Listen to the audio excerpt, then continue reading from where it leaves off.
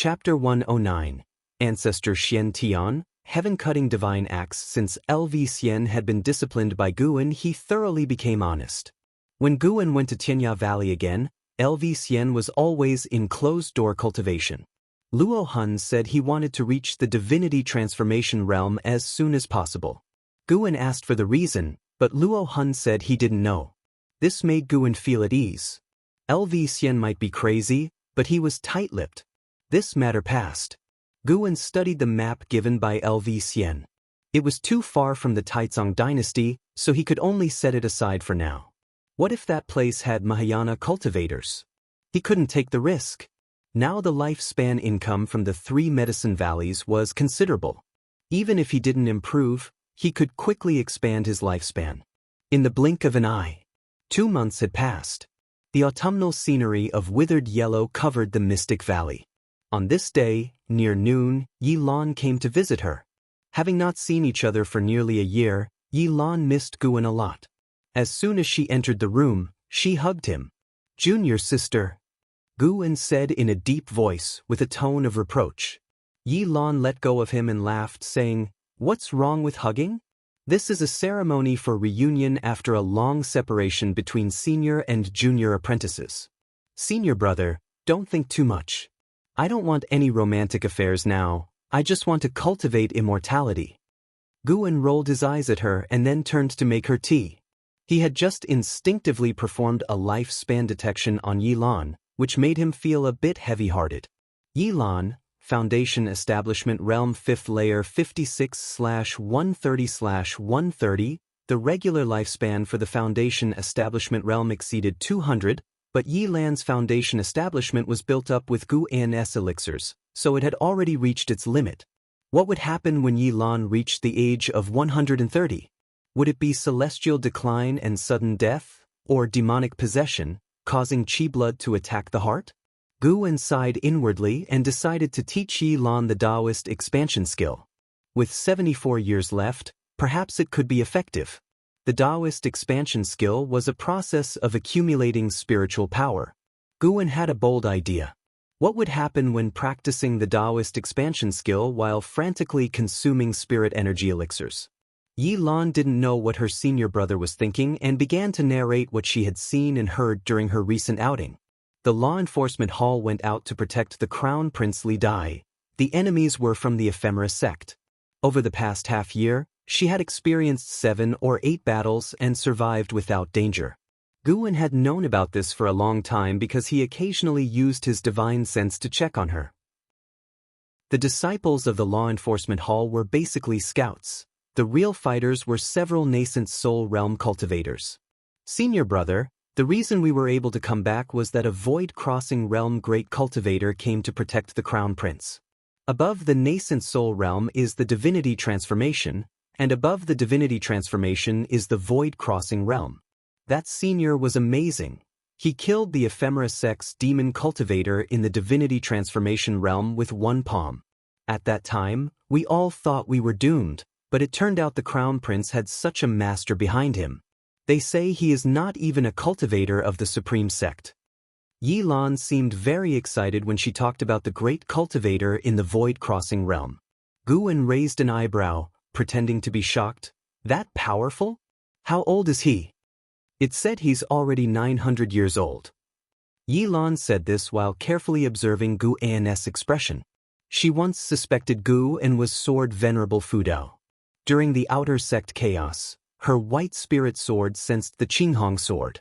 The words "righteous path" carved on the heavenly repair platform were also made by the Qinghong sword. However, after her research, she learned that Sword Venerable Fudao was at least a cultivation beyond the divinity transformation realm, which made her a bit hesitant. She had grown up with Xuan and knew his age. A void-crossing realm in his tens of years? That was unheard of in the immortal cultivation world. Moreover, Xuan never admitted that he was Sword Venerable Fudao, so she suspected he might be a disciple of Sword Venerable Fudao. Regardless of the situation, Yi Lan felt that she was unworthy of her senior brother. Therefore, she rarely expressed her feelings nowadays, focusing more energy on her cultivation. When her cultivation level was raised and her senior brother wanted a Taoist friend, That would be her chance. Guan sighed. Junior sister, you're encountering cultivators of higher and higher realms now, but your own cultivation seems hard to improve. How about practicing my cultivation technique? What cultivation technique? Yilan asked curiously. Guan's scale shadowless leg was already her strongest combat means, so she didn't underestimate his cultivation techniques. Perhaps this technique was passed down by sword venerable Fudao. Guan began to introduce the Taoist expansion skill, and Yi Lan listened intently. When Guan finished, Yi Lan couldn't help but ask, Senior brother, you possess so many medicinal herbs, but your cultivation hasn't improved much. Is it because of the Taoist expansion skill? Guan nodded. This is an ultimate skill. I'm only passing it on to you, so you must not tell anyone else. Hearing this, Yi Lan's heart sweetened. She hesitated. If I practice the Taoist expansion skill, will it burden you more? She understood that Guan would continuously provide her with elixirs to aid her cultivation, which would inevitably delay his own cultivation. Guan laughed. If you're worried, don't practice. Just wait until your lifespan runs out, and your senior brother will live for another few hundred years. By then, I can take several junior sisters and enjoy the bliss of having many companions. No, I'll practice, Yi Lan said glaring. Guan immediately took out the already written Taoist expansion skill and handed it to her. After accepting the Taoist expansion skill, Yi Lan took out a blackwood box from her storage bag. This is a gift prepared for you. I planned to give it after our conversation, but you gave me the cultivation technique first, which makes my sentiments seem inadequate. Guan took the blackwood box and smiled. Junior sister, what are you talking about? You've given me so many good things over the years. You are undoubtedly the best to me. The 6-layer human face tree was given by Yi Lan. Besides, she brought various medicinal herbs every time she visited Guan. Guan had also declined, but Yi Lan convinced him by repaying the elixir's kindness. Rejecting more would seem uncaring, so now the two of them exchanged gifts and were both happy about it. Upon hearing Guan's words, Yi Lan smiled and introduced, This is a dark vine, probably at the 5th layer, though it's just a small section. It requires planting for a dozen or so years to fully rejuvenate. Once grown, it can guard the house and block divine sense. Guan opened it and saw a piece of something resembling black coal, with faint vitality. He wasn't disappointed. Yi Lan's cultivation was limited, so obtaining this remnant was already good. The previous human face tree was also just a root, now recovering vitality. Then, Yi Lan continued to talk about the events in the immortal cultivation world during this period. Guan listened attentively, enjoying his time. Recently, a group of mysterious cultivators emerged in the immortal cultivation world, known as 9 Nether 13 Evil. They broke into Wanin's sect, seized Wanin's sect's treasure, and left. Their strength shocked the immortal cultivation world. Besides, another major event was the ancient sky sect nurturing a holy beast sky dragon. The whole sect was invigorated, and various states discussed it, claiming the ancient sky sect was rising. The holy beast was none other than the sky dragon Guan raised. He had previously checked on the ancient sky sect, and seeing the sky dragon being well taken care of, he didn't worry. According to Yi Lan, the immortal cultivation world was relatively peaceful. The ephemera sect had also settled down, no longer fighting to death with the demon path. But Guan knew this was just the calm before the storm. When the great cultivators of the ephemera sect main lineage arrived, the immortal cultivation world would again be engulfed in a bloody storm. In the depths of night, the North Sea mountain range, spiritual energy began to descend, disturbing all beings once again. Guan was meditating within a barrier, enjoying the improvement in his cultivation. He had spent 3,000 years of life to reach the 9th layer of the Mahayana realm. After a short hour passed, he invested another 50,000 years of life into alchemy. Previously, he intended to improve his alchemy skills on his own, but later realized alchemy also required talent. Investing 50,000 years of life elevated his alchemy to the Taicang elixir path, greatly enhancing his comprehension of alchemy. A vast amount of knowledge surged into his mind, and he immersed himself in it. The alchemy he practiced was the basic alchemy of the supreme sect. Different sects' alchemy had differences, resulting in diverse elixir paths. The Taicang elixir path included a spell named Taicang True Fire, helping better in alchemy and capable of killing enemies. These 50,000 years of life were well spent. When Xuan woke up, he lifted his right hand, and a blue flame ignited on his fingertip, a smile appearing on his lips. He then looked at his attribute panel, still having 490,000 years of life, feeling exceedingly wealthy. He closed the lifespan barrier and stood up, preparing to leave. His gaze suddenly fell on the nearby mountain wall. Because of the disturbance caused by the descending spiritual energy, the weeds in front of the mountain wall were tilted in all directions. Upon closer inspection, there was a crack from which strands of spiritual energy leaked, and this spiritual energy was unusual, not the common five-element spiritual energy. He immediately walked over, arriving before the mountain wall, and infused his divine sense into it. Soon, his divine sense encountered a restriction. Breaking through required at least void-crossing realm cultivation. He instantly understood and didn't forcibly break the restriction.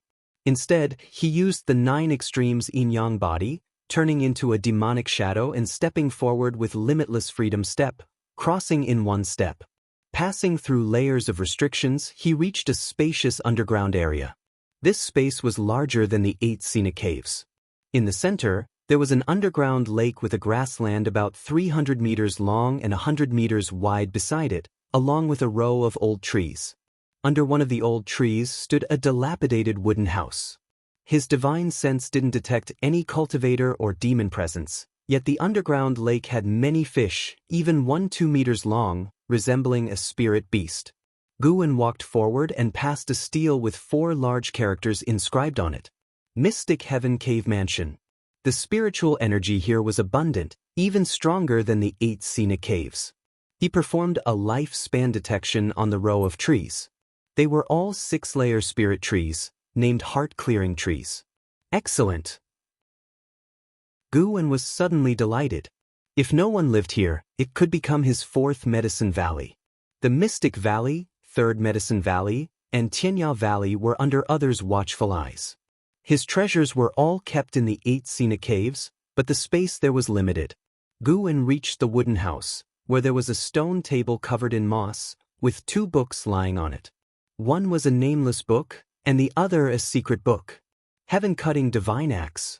What a domineering name! Xuan picked up the nameless book and started reading. It was a testament left by the owner of the Mystic Heaven Cave Mansion.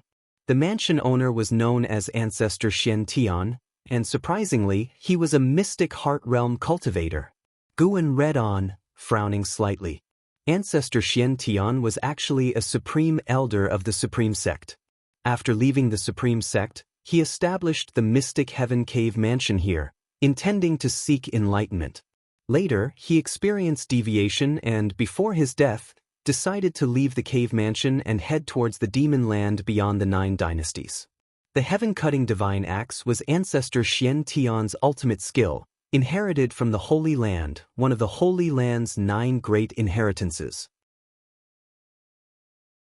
Chapter 110, 9 Styles of Heaven Cutting. The breath from afar, bitterly contemplating for 800 years, swallowing countless elixirs, finally achieving mystic heart realm, but unable to escape the heart demon tribulation at the end of life. I hate. Xuan recited a passage from the nameless book, furrowing his brows. The hatred of Ancestor Tian leaped off the page. It was a hatred towards the heavens. He hated that after achieving mystical heart realm, he was struck by heart demons before he could enjoy it. After reading, Xuan immediately thought of the limit of lifespans. In the vast universe, it seemed like a certain fate bound all beings. The lifespan limit of Ancestor Tian might only have been enough to barely reach the unification realm, but with vast resources he forcibly achieved the mystic heart realm, yet his lifespan did not extend, ultimately facing heart demons and the calamity of death? The more Xuan thought, the more plausible it seemed. For all beings cultivating to immortality, it was less a struggle against the heavens than a struggle against destiny. Xuan believed that fate could certainly be broken, he himself was the best example.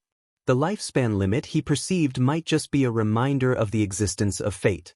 Besides his ability to seize lifespans, there must be other opportunities in this world to help break the lifespan limit, he just hadn't found them yet.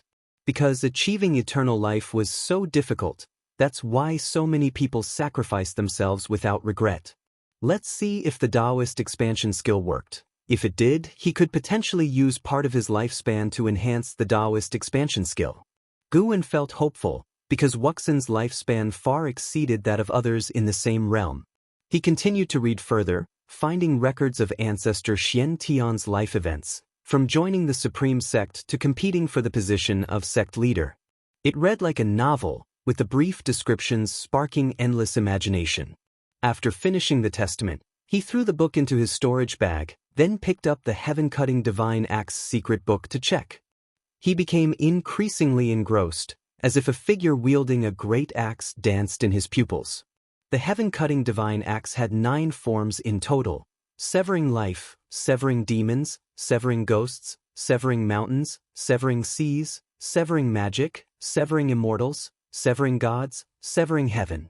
It sounded domineering, but he wondered if it could really sever immortals and heavens.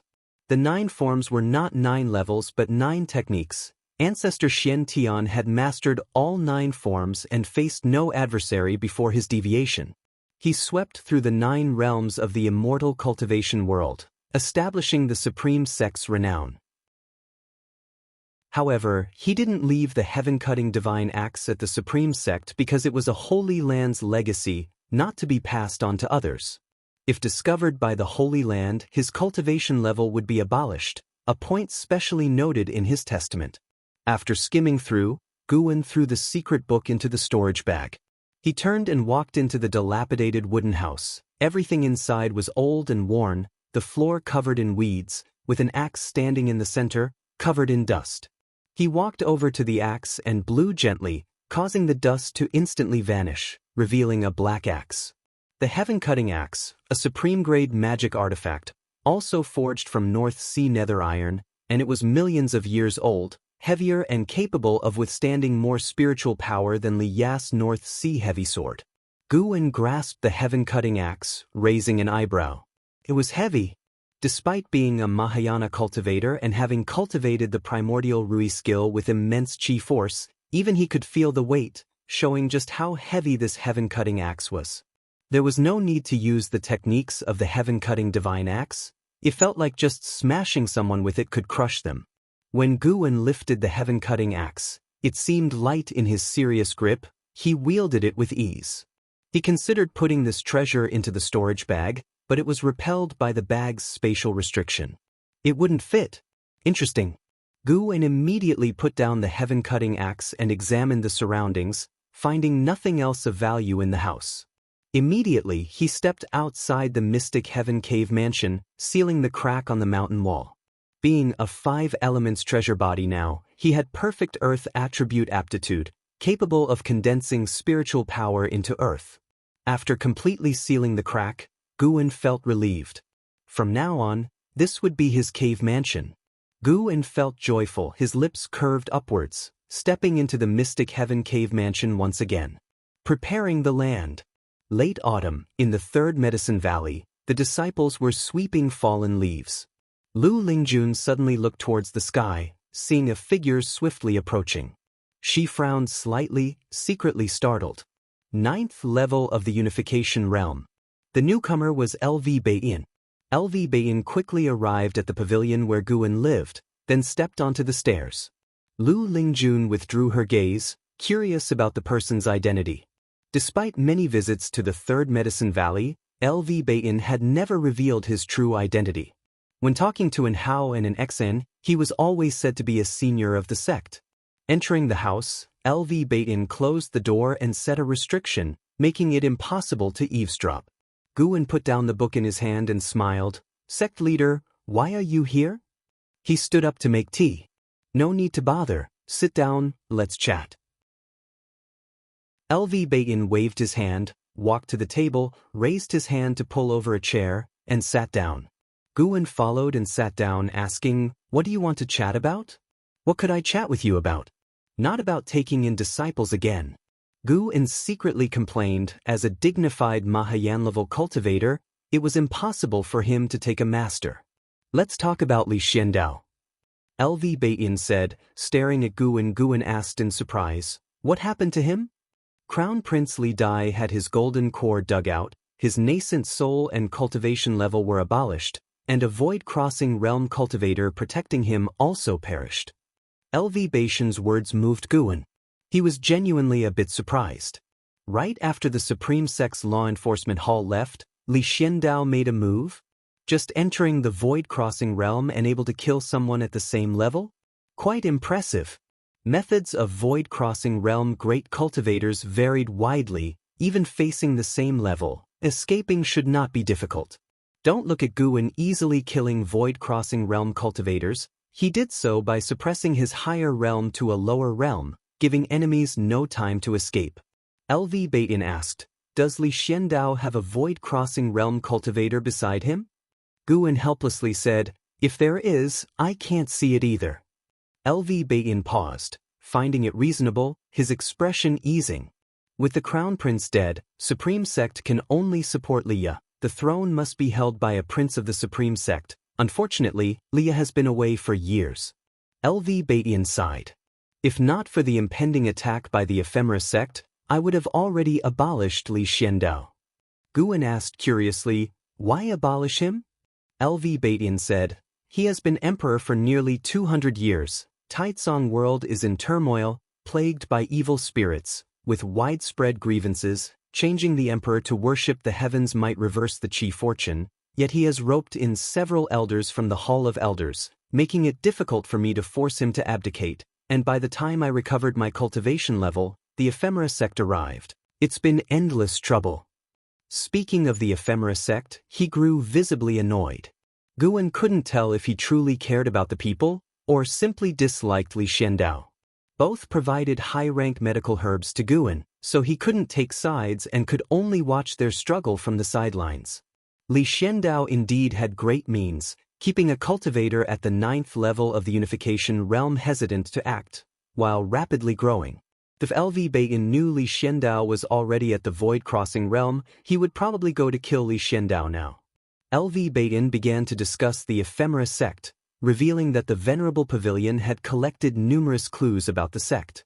Shockingly, there were multiple spies from the Ephemera Sect within the Hall of Elders. This greatly incensed LV Baiyin, having just cleared out a batch of Demon Path spies years ago. He never expected there to be this most hated Ephemera Sect spies left. I received intelligence that the Ephemera Sect hierarch Zhong Liang died, killed by someone unknown, and now the Ephemera Sect is behaving quietly, awaiting the arrival of head lineage cultivators, suspecting I killed Zhong Liang. Laughable, I suspect internal conflict among themselves. LV Baiyin sneered. Guan curiously asked, why are the Ephemera Sect and Demon Path battles concentrated in the North Sea Mountain? LV Baiyin replied, because most Ephemera Sect high-level members are in the North Sea Mountain, seeking a fortuitous opportunity related to our sect. What opportunity? We had a Supreme Elder 1,000 years ago who attained path enlightenment in the North Sea Mountain, surpassing the unification realm, and then disappeared. However, legends noted that he left behind the sect's supreme treasure, the heaven-cutting axe, which cannot be placed into storage Dharma artifacts, involved in a significant legacy the Ephemera Sect has been seeking. As expected, Guan was secretly pleased. After years of searching, the Ephemera Sect still hadn't found it, yet he stumbled upon it unintentionally. It seemed suppressing spiritual energy was not without benefits. The heaven-cutting axe is not simple. It is said to be related to the Holy Land. In 3,000 years, only that Supreme Elder had inherited such a high-level legacy from the Holy Land. He was also my martial master. LV Baiyin said with emotion. Ancestor Tian was indeed extraordinary. Guan thought of the weight of the heaven-cutting axe, finding it reasonable. LV Baiyin clearly revered Ancestor Tian, recounting his deeds. Though he had never met Ancestor Tian, he often heard his master mention him. His master said Ancestor Tian never tasted defeat, able to carve a path through any number of enemies, even venturing south for adventures, purportedly obtaining immortal sorcery before returning to retreat. However, Guan knew Ancestor Tian never obtained immortal sorcery. He had roamed the sea for years, nearly killed by the Demon King, forced to flee back, hoping to reach Mystic Heart Realm and venture again. Unfortunately, he never succeeded before death. Guan suddenly thought of the true inheritor's outside training. He might have also gone to the sea? It was said the true inheritor was more formidable than LV Baitin, likely reaching the Mystic Heart Realm. However, when Guan mentioned the true inheritor, LV Baitin grew displeased, not wanting to discuss it further. Clearly, their relationship was poor. As LV Baitin spoke, he suddenly halted. Guan felt a strong aura approaching from the north, but he feigned ignorance, as LV Baitin was present. LV Baitin turned, looking towards the sky outside the window, muttering, "Has it finally come?" Guan confusedly asked, "What has come?" LV Baitin stood, saying, "Nothing, I have matters to attend to." He quickly left. Guan hurriedly rose to see him off, escorting him to the entrance. Guan noticed Lu Lingjun sensing the distant strong aura, frowning deeply. Feeling Guan's gazes, Lu Lingjun glanced at him, then resumed sweeping. Guan looked in the direction LV Baitin left, wondering what was the origin of that aura. It didn't feel like a cultivator's aura. It had an indescribable odd feeling. Chapter 111. The Attack of the Mystic Heart. The sky was cloudless for miles, and below, a vast barren plain stretched endlessly. Cracks crisscrossed the earth, which, upon closer inspection, were canyons. In a flat expanse of this barren land, a massive plume of dark energy hovered, resembling a rift. At the base of the dark energy was a circular array platform with a diameter exceeding 3 zhang. It was engraved with complex and profound runes, and spiritual energy surged, causing them to emit a faint sheen. In front of the array platform, a group of ephemera sect cultivators stood waiting. Their numbers exceeded 1,000, and among them were Jiang Qiong and Su Han. At the forefront stood an old man in a gray robe, holding a wooden staff. His back was hunched as he gazed expectantly at the black energy in the sky. Ephemera sect main branch. Jiang Qiong watched the spatial disturbances within the dark energy, feeling very tense. Having joined the ephemera sect for a while, she had come to understand it deeply. The ephemera sect in the 9 Dynasties territory was merely a branch and could not be compared to the main branch.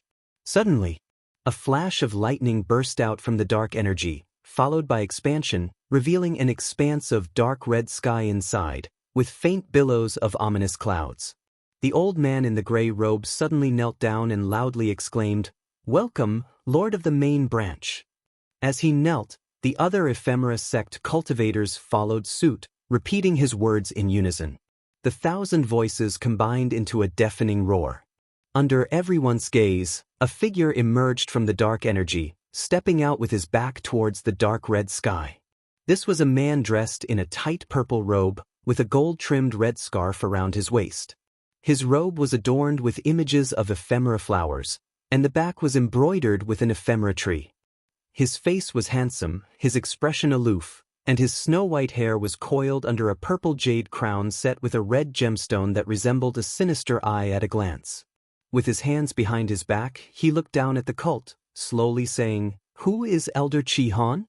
The old man in the gray robe quickly answered, "Reporting to the Lord, that would be me." The man in the purple robe maintained his lofty stance, not deigning to descend. He calmly said, "Find someone to lead me to the supreme sect. The rest of you stay here and wait for the main branch to arrive." Chi Han Elder asked excitedly, "Are more seniors from the main branch coming?" "Yes, it's time for the ephemera to bloom." The mysterious aura was too far from the supreme sect, beyond even the range of divine sense of those in the Mahayana realm. Guan did not act rashly. His intuition told him that the aura was related to the main branch of the ephemera sect. Without knowing the strength of the main branch of the ephemera sect, he wouldn't act on impulse. Although from Zhong Liang and Su Shan's memories, It seemed the Ephemera sect was waiting for great cultivators of the mystic heart realm. With Xuan's extermination of the ephemera tree, the situation might change. What if more than one great cultivator of the mystic heart realm arrived? Moreover, the Supreme Sect was deeply rooted and might not need his intervention. Perhaps the Supreme Elder would return. Leaving aside the Supreme Elder, the Ji family and Gu family also had unfathomable depths. Xuan searched the Taicang dynasty with his divine sense but couldn't find the main families of these two houses, likely hidden within minor heaven and earth realms. In this world there existed multiple minor heavens and earths, akin to innate spatial restrictions, or as one might describe using earthly terms, alternate dimensions. The day after Liu Beiyin left, the atmosphere in the Supreme Sect became tense. Numerous core formation realm and nascent soul realm cultivators flew over the third Medicine Valley towards the outer sect. Even the 9 geniuses cultivating in the Medicine Valley were summoned, bidding farewell to Xuan. Every disciple had their own identity token, and the Supreme Sect could use these tokens to transmit orders to everyone, including those on missions outside. Xuan approached Xuan nervously and asked, "Senior brother, what happened this time? Could it be the Ephemera sect attacking?" Every time he visited the Outer Gate City, he heard other disciples discussing the Ephemera sect. The Ephemera sect had swept through the demon paths undefeated and had caused significant trouble for the Supreme Sect 200 years ago, making all disciples feel threatened. "I don't know. Don't overthink it. Our task is to grow medicinal herbs. If a battle truly breaks out, we wouldn't be of much use anyway. Trust in the sect." Xuan reassured him. Xuan found this reasonable but still couldn't stop his thoughts from drifting to the outer sect. Xuan turned and left to harvest the matured herbs. Even if the sky were to fall, the Supreme Sect would bear it first. Harvesting herbs and flowers was the top priority. An ancient hour later, Xuan returned to the pavilion and drew the Qinghong sword, starting to swing it. He rarely practiced swordsmanship, attracting the attention of many disciples who thought he sensed the crisis and followed his example, beginning to practice their own spells. Lu Lingjun also glanced at Xuan, shaking her head involuntarily. Xuan's sword moves were very strange, looking more like axe techniques than swordsmanship to her. Perhaps the Valley Master was just soothing his nervous emotions. After watching for a bit, Lu Lingjun turned and walked toward a distant mountain to get a better view of the outer sect and understand the situation more clearly. Xuan wasn't truly practicing swordsmanship but rather the heaven-cutting divine axe technique. He purposefully used a sword to avoid drawing attention, as the heaven-cutting divine axe hadn't left any legacy in the Supreme Sect, so no one knew how to use it. In the blink of an eye, 3 days passed. On this day, after settling matters at Mystic Valley, Xuan went to the Third Medicine Valley to continue harvesting herbs. The Third Medicine Valley covered an area of 100 miles, with so many herbs that some matured every day. Xuan would leave some each time he harvested to ensure a stable source of lifespan income. The herbs didn't lose their effectiveness for several months after maturing. After gaining 5,000 years of lifespan, Xuan had a servant disciple deliver the herbs to the storage building and then sought out Lu Lingjun. "I plan to visit the outer sect. Do you want to come?" Xuan asked. Lu Lingjun had previously mentioned she wanted to join him on his next trip to the outer sect. Of course, a deeper reason was that he wanted to bring another powerful ally to the Supreme Sect. Lu Lingjun agreed immediately, nodding as she had been eager to see the commotion after 3 days of watching. Thus, Xuan and Lu Lingjun headed to the outer sect. Upon arrival, Xuan agreed to meet Lu Lingjun at the heavenly repair platform in the evening and then went his own way. So considerate, Lu Lingjun thought as she watched Xuan's back. She turned to look at the sky above the South City Gate, where numerous great cultivators hovered. Each one had a large banner behind them, numbering 1,000, surrounding the entire outer sect city. The cultivation level of these people was at least nascent soul realm. One city of the outer sect boasted so many high-level cultivators. Lu Lingjun had used her divine sense to check the other cities, finding similar situations, marveling at the depth of the Supreme Sect's power.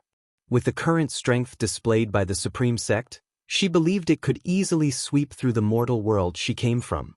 Meanwhile, Guan found Jin Qin of the Law Enforcement Hall. The Law Enforcement Hall hadn't been assigned combat duties but was patrolling the city to prevent ephemera sect cultivators from infiltrating. Guan pulled Jin Qin to the side of the street, retrieved a Taoist expansion skill from his storage bag, and handed it to her, saying, "Keep this well and train hard with it when you return. Don't tell anyone, not even Marshal Uncle Yi." Jin Qin glanced at it and saw it was a cultivation technique, instantly excited and nodding quickly. She knew Guan's status in the inner sect with Medicine Valley was far above hers, and whatever he gave her would be exceptional. She had been struggling to advance her cultivation level for years despite practicing Jiang Qiong's technique. After a brief chat, the two parted ways. Guan didn't seek out Yilan as she was attending an outer sect meeting at the Great Elder's residence. The entire Supreme Sect was on high alert for battle. Guan chose this day to visit the outer sect city because he sensed an aura exceeding the unification realm entering the Taicang dynasty, approaching the Supreme Sect. Mystic Heart Realm. The pace was not fast, as someone was guiding, or perhaps he was exerting pressure on the Supreme Sect, flaunting his powerful aura. Even Divinity Transformation Realm and Void Crossing Realm cultivators could feel it, which explained the tense atmosphere of the Supreme Sect. Guan didn't plan to take action rashly, he wanted to gauge the sect's resilience. Not every enemy should rely on him to resolve. While killing cultivators could grant him lifespan, it wasn't much different from harvesting herbs in value, so he wasn't eager for combat. Of course, if many enemies showed up, he wouldn't mind claiming some kills. Guan walked to the heavenly repair platform, standing behind the ghost mother of ephemera, pretending to sense the sword intent on the platform. "Gu Xiaoyu, what brings you here?" a voice called out, and the mad swordsman of Great Yu, Han Ming, approached with a smile. He walked behind the ghost mother of ephemera, exchanging pleasantries with Guan. The ghost mother of ephemera remained unresponsive, her eyes closed. Despite the impending battle, there were still hundreds of cultivators on the platforms seeking enlightenment. Han Ming, at the 5th level of the Void Crossing Realm, didn't realize the female disciple meditating beside him was an old monster of the 2nd level of the Unification Realm. After exchanging a few polite words, Guan curiously asked, "With the ephemera sect attacking, why haven't you left? Aren't you afraid of getting caught in the crossfire?" "The ephemera sect is nothing. They have lost to the Supreme Sect before and will likely lose again. The Supreme Sect has too many great cultivators and old monsters. You can watch the battle and learn more about the sect's strength," Han Ming chuckled. His words piqued Guan's curiosity even more, leading him to ask about the powerful cultivators in the Supreme Sect. Han Ming shared what he knew, drawing the attention of nearby disciples who couldn't resist eavesdropping. 90% of the Supreme Sect disciples were unaware of the full extent of the sect's strength due to its enormity. The ghost mother of ephemera seemed disturbed, stood up and prepared to move. Guan deliberately turned his back on her, pretending to retreat naturally, and bumped into her. Realizing he had bumped into someone, Guan immediately apologized. "Miss, I'm sorry." The ghost mother of ephemera frowned but shook her head slightly, saying nothing. She walked past Guan. "Stop." Han Ming's voice suddenly rang out, his gaze fixed on the ghost mother of ephemera. The ghost mother of ephemera halted. Curious looks surrounded them as Han Ming was a prominent figure on the heavenly repair platform, and his actions drew attention. Guan quickly said, "It's my fault, I accidentally bumped into her." Han Ming ignored Guan, his gaze locked on the ghost mother's back, speaking coldly, "Who, exactly, are you? Although you hid it well, I sensed a momentary release of your aura. You're not human, you're a ghost, aren't you?" "A ghost?" The words caused the surrounding disciples to rise, some even drawing their magic artifacts. Guan looked at the ghost mother of ephemera in shock and stepped aside. The ghost mother turned, her gaze ignoring Guan, coldly fixed on Han Ming. "You're not a member of the Supreme Sect, so why interfere?" Chapter 112. Unparalleled Battle, Path Enlightenment. In the painting, I received guidance from Sword Venerable Fudao, so naturally, I must repay the favor. Besides, the The Supreme Sect has treated me well these past years. Han Ming responded firmly, taking out the sword box from his back, ready to fight. At that moment, 3 figures appeared out of thin air around the ghost mother of Ephemera. All 3 were great cultivators of the void-crossing realm, specifically stationed at the heavenly repair platform. The ghost mother of Ephemera, at the unification realm, did not fear them. She shook her head slightly, muttering to herself, "So troublesome, but it's almost enough." She suddenly transformed into a wisp of ghostly chi, disappearing into thin air. The 3 great cultivators of the void-crossing realm followed, vanishing from their original spot. Xuan could sense them moving towards the outer sect, chasing her into the distance. Han Ming did not pursue. Revealing the ghost mother of Ephemera's identity was already good enough. The chase was the Supreme Sect's responsibility. He turned to look at the still frightened Xuan and comforted him. "Don't worry, that ghost should not come back after escaping." Xuan nodded, but could not help glancing around, as if afraid there were other ghosts nearby. One must fully commit to acting. Han Ming walked up to him, patted his shoulder, and pulled him over to Xuan, then began recounting his experiences of slaying demons and ghosts. Xuan thought it was bad luck. The act had gone too far, and it was hard to leave now. He had no choice but to listen to Han Ming's bragging. Xuan, who rarely saw Xuan, was in a good mood. The two whispered, causing Han Ming to angrily growl. The matter of the ghost mother of Ephemera was just an interlude. Xuan had been waiting for his lifespan warning. As long as an enemy warning appeared, the ghost mother of Ephemera would not live past today. Fortunately, no warning appeared, indicating the ghost mother did not suspect him. Of course, it was also possible that the ghost mother of Ephemera had no malicious intent for coming to the Supreme Sect. She had been here for years without causing trouble. She hadn't participated in the chaos caused by the underworld demon emperor before. Now, the great cultivator of the mystic heart realm from the Ephemera sect was approaching. If the ghost mother of Ephemera had any ill intent, she could have started a massacre and cooperated with that mystic heart realm cultivator. Could it be that the ghost mother of Ephemera had no connection with the Ephemera sect? Xuan, while listening to Han Ming brag, thought silently. Under the blue sky, the autumn landscape of withered yellow covered the mountains and rivers. On each peak stood various figures. Tian and Tian were there too. There were 32 people, all great cultivators of the Supreme Sect, each exuding an extraordinary aura. Tian stood beside Tian, asking in a low voice, "Has the opponent surpassed the unification realm?" Tian looked into the distance with a serious expression, stating, "He must have surpassed it. His aura is far beyond mine, vast and boundless, and it doesn't seem like a recent breakthrough." Mystic Heart Realm. Xianxia's face darkened. In the distance, other great cultivators of the Supreme Sect could also hear Tian's words. Their expressions were equally heavy, but no one was afraid. So what if he's in the Mystic Heart Realm?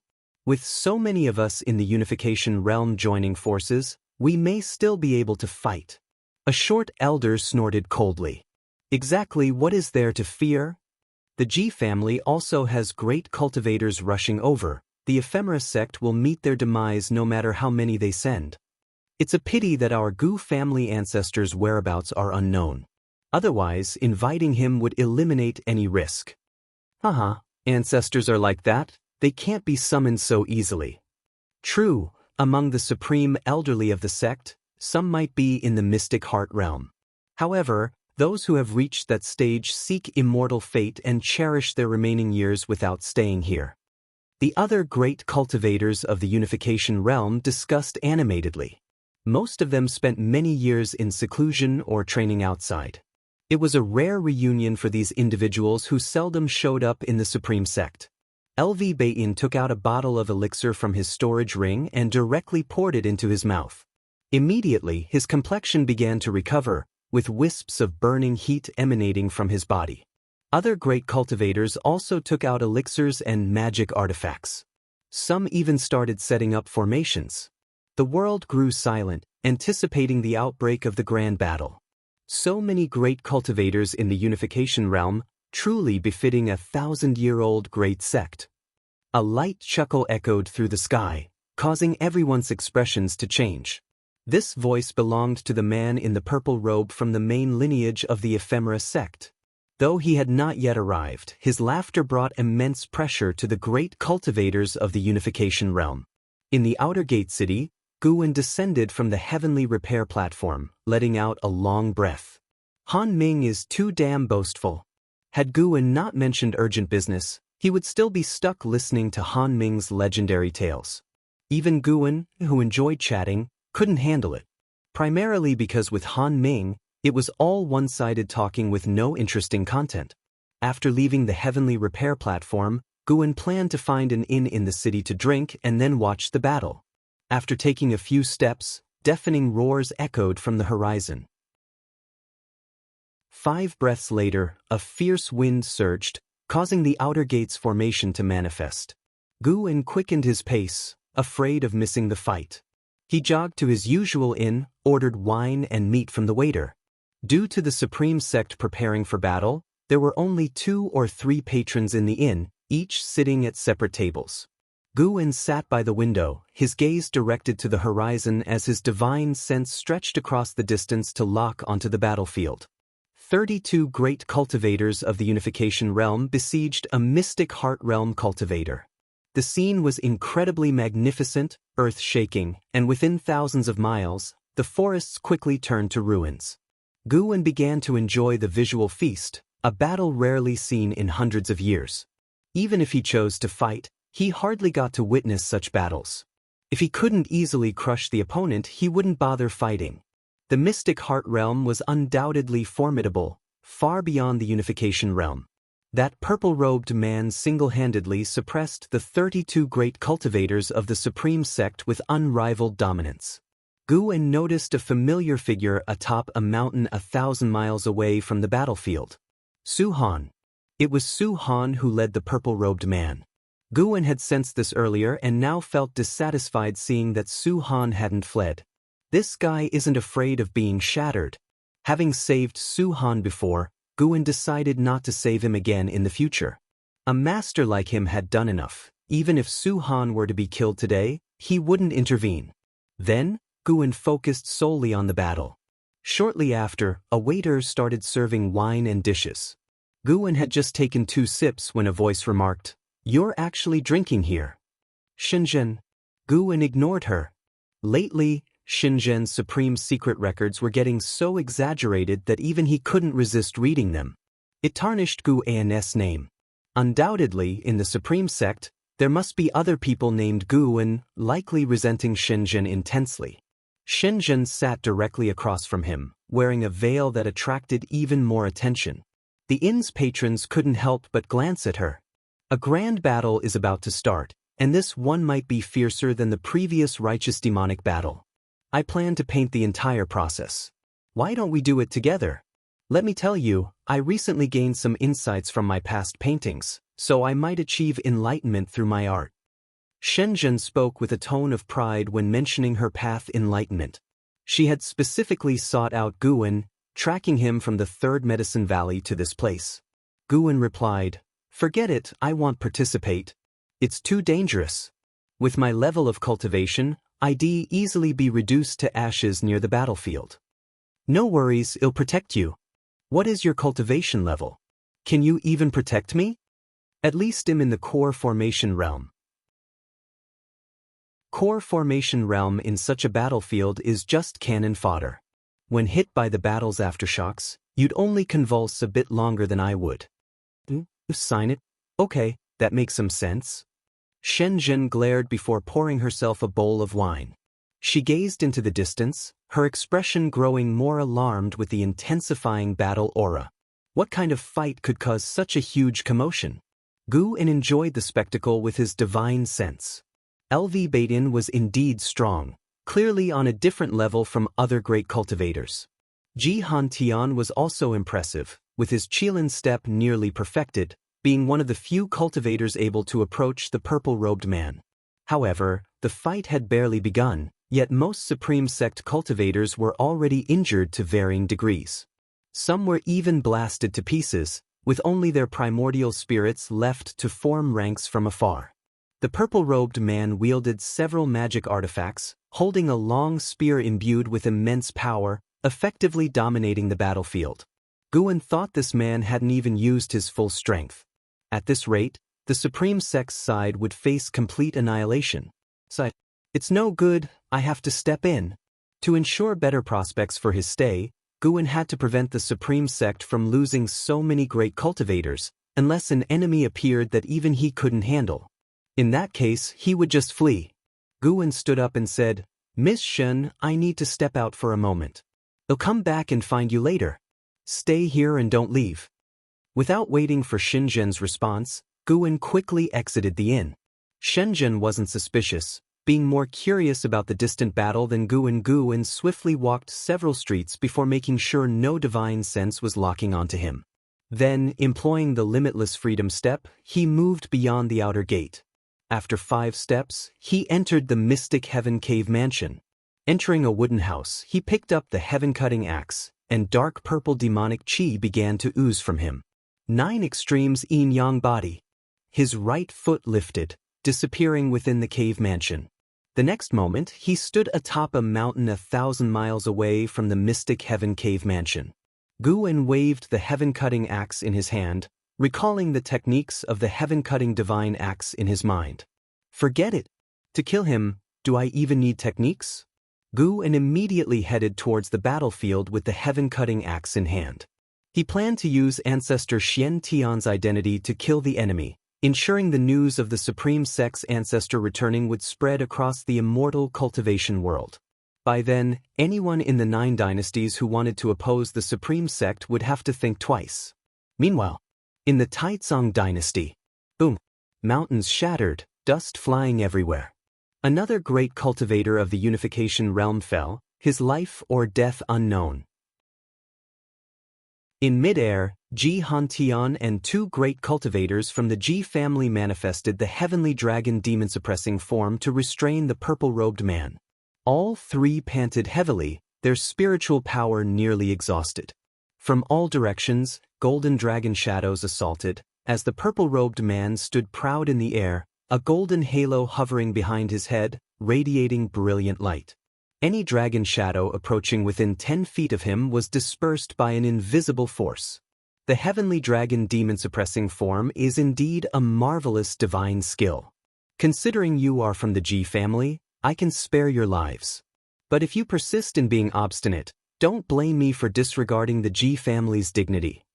The purple-robed man's cold voice was laced with intense killing intent, no longer retaining his previous disdainful, teasing demeanor. Chapter 113. You are not Ancestor Tian. Who are you? Facing the threat from the man in the purple robe, the 3 great cultivators of the Ji family remained indifferent and continued their attack, as did the other unification realm great cultivators from the Supreme Sect, determined to kill him here and now. The man in the purple robe snorted coldly, lifted the spear in his hand, and swept it forward. In an instant, vast demonic chi erupted, as if a black streak had been brushed across the painting of the heavens, spanning the sky. The 3 Ji family great cultivators were sent flying, vomiting blood, their heavenly dragon demon-suppressing forms annihilated, dispersing into smoke and clouds. The 3 crashed into the mountains like fallen stars from beyond the sky, causing the ground to shake and dust to rise in plumes. In all directions, 8 unification realm great cultivators shouted in unison. 8 ancient bronze bells floated behind them, from which images of bells also emerged, enclosing a 100-mile radius. As they cultivated energy, the bell images behind them rapidly expanded, all reaching 1,000 feet in height, grand and imposing. The enormous bell images unleashed a terrifying impact, shaking the space and causing waves to surge through the sky. The man in the purple robe raised his spear to deflect, vast spiritual power erupting, forming a powerful storm around him, resisting the impact from the bell images. Whoosh! Amidst the mountains, the sound of something breaking through the air approached the man in the purple robe at an incredible speed. His pupils contracted as he swiftly dodged the attack. It was a flying sword, fast as a streak of light. Its controller was a female cultivator, her red robe fluttering wildly, long hair streaming, and her pure, beautiful face frosty, her gaze at the man in the purple robe filled with killing intent. The gold ring behind the man in the purple robe rose, emitting golden light that shattered the bell images, causing mountains within 100 miles to explode, the ground trembling. Mighty waves of fire rose from the dust, transforming into fire dragons pouncing at the man in the purple robe, who sneered disdainfully. He suddenly turned and thrust his spear. Clang, an earth-shaking collision rang out, the spear striking a 3-zhang-tall great cauldron. The cauldron, with its sides carved with rare and exotic beasts, exuded a primordial aura. LV Bayin stood atop the cauldron, unleashing a palm strike, spiritual power bursting out like a flood. The image of a mysterious Xian turtle appeared over him, roaring angrily, the terrifying palm wind simultaneously engulfing the man in the purple robe. Mystic tortoise surging wave palm. The palm wind fell from the sky, penetrating the ground as it swept upwards, scattering the dust waves in the world, as if to destroy the entire world. With a booming sound, LV Bayin and the cauldron were blown away, numerous needle-like spiritual power spikes piercing his body, his face changing dramatically. In the violent blast, the man in the purple robe stood like a deity descending to the mortal world, dominating all things. He looked at LV Bayin and sneered arrogantly, "Unification Realm 9 layer, such a pity to die for this seat." Before he finished speaking, he suddenly turned his head. Not only him, but the Supreme Sect's great cultivators also seemed to sense something, all turning to look in the same direction. 1,000 miles away, atop a mountain, Xuan stood at the edge of a cliff, gazing into the distance. Noticing the sudden halt in the battle, he frowned, unable to probe into the heart of the battle with his divine sense. Could the Supreme Sect's side have already lost? Xuan frowned deeply, his mind conflicted. He didn't want to lead the way, but Elder Qi Han had chosen him. Without him, others would lead, so he had to come. In fact, he did hold resentment towards the Supreme Sect. As an outer disciple of the Supreme Sect, the Sword Sect of the Great Yu Dynasty sought to kill him, yet the Supreme Sect did not protect him, instead forcing him to cripple his cultivation, which left him disappointed. Despite his disappointment, the Supreme Sect was his first sect on his immortal cultivation path. He didn't want to see the Supreme Sect destroyed but had to accept it since he had joined the Ephemera Sect, which was the only sect in the immortal cultivation world that could accept him. As Xuan was feeling conflicted, a figure flew over his head. So fast, Xuan couldn't see who had just passed by, only sensing a flash of a purple-black shadow, as if it were an illusion. That figure was Xuan. With Xuan's cultivation, how could Xuan detect him? He deliberately let Xuan see him, intending to scare him away. This was his last bit of care as a master.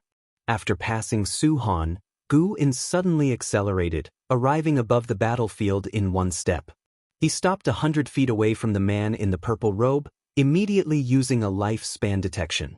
Golden Spirit Venerable, Mystic Heart Realm 2nd Layer 1840/4500/4600, earning 200 or 300 lifespans would be acceptable. Xuan did not act immediately but allowed the man in the purple robe and the Supreme Sect's great cultivators to appraise him. Heaven-cutting axe, who are you? Golden Spirit Venerable frowned tightly, glaring at Xuan, and asked in a deep voice. The Supreme Sect great cultivators all looked at Xuan. Upon hearing the words heaven-cutting axe, Tian, who was covered in blood and had just flown up, couldn't help but shout in surprise, "Ancestor Xianxia? Ancestor Xianxia."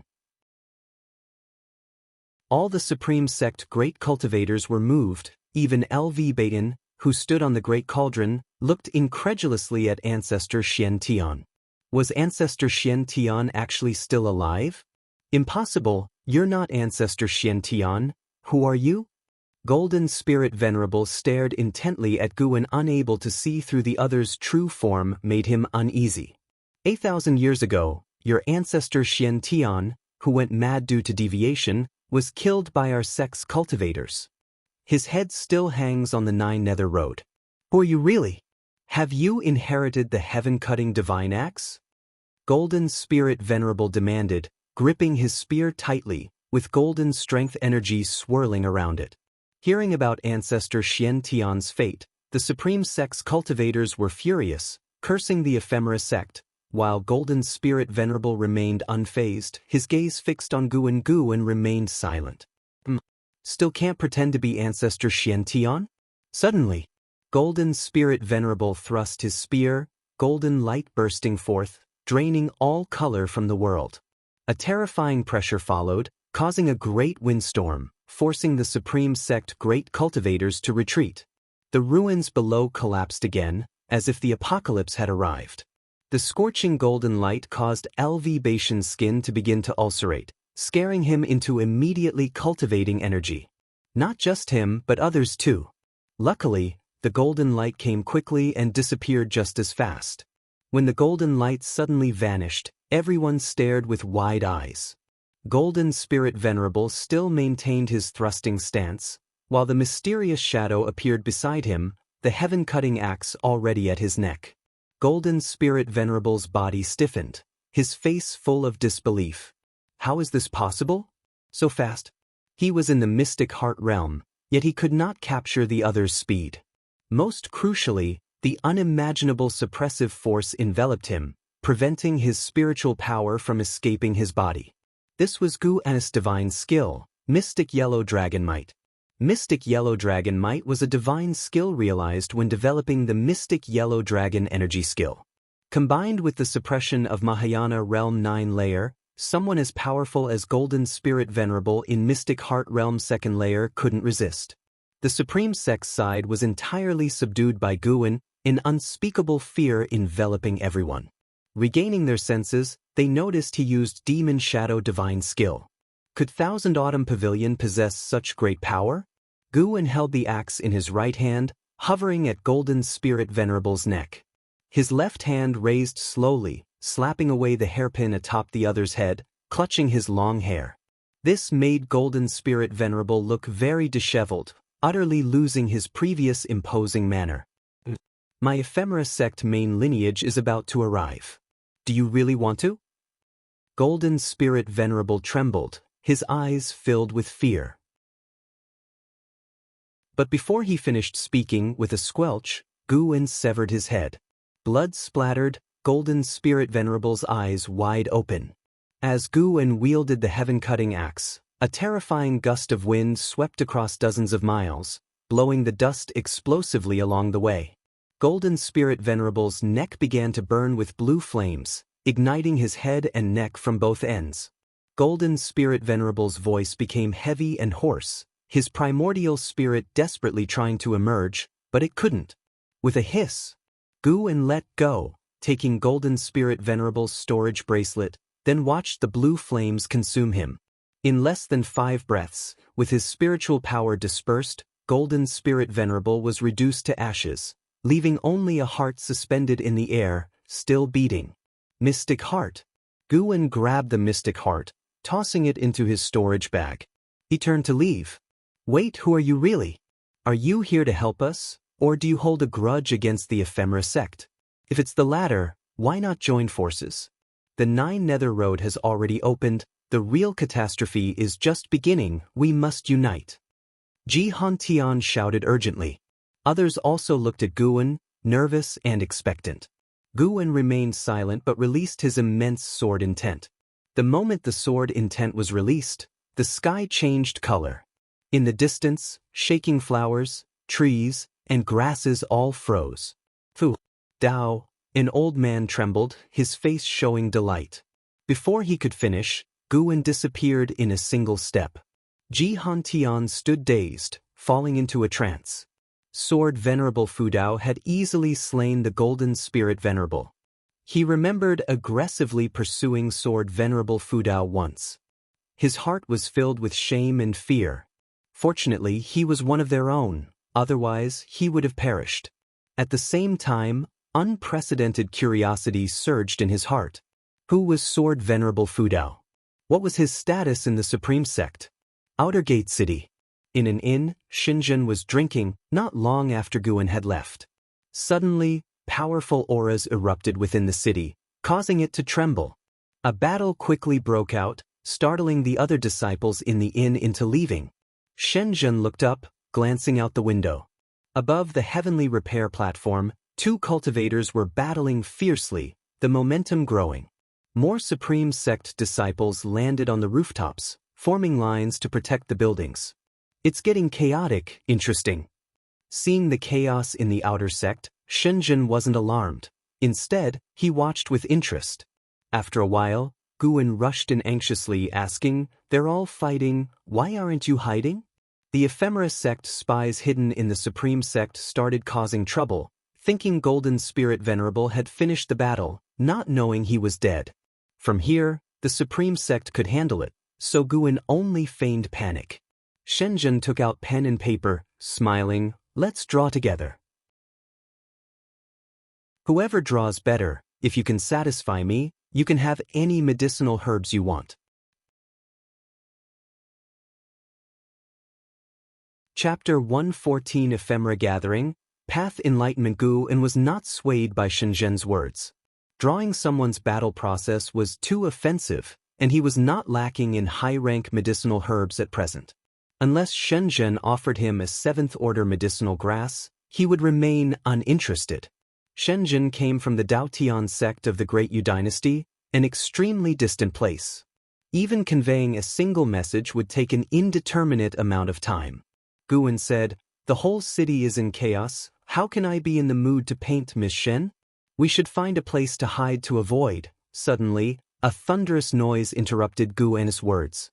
The entire inn shook violently, and dust surged in from the windows, engulfing the two of them.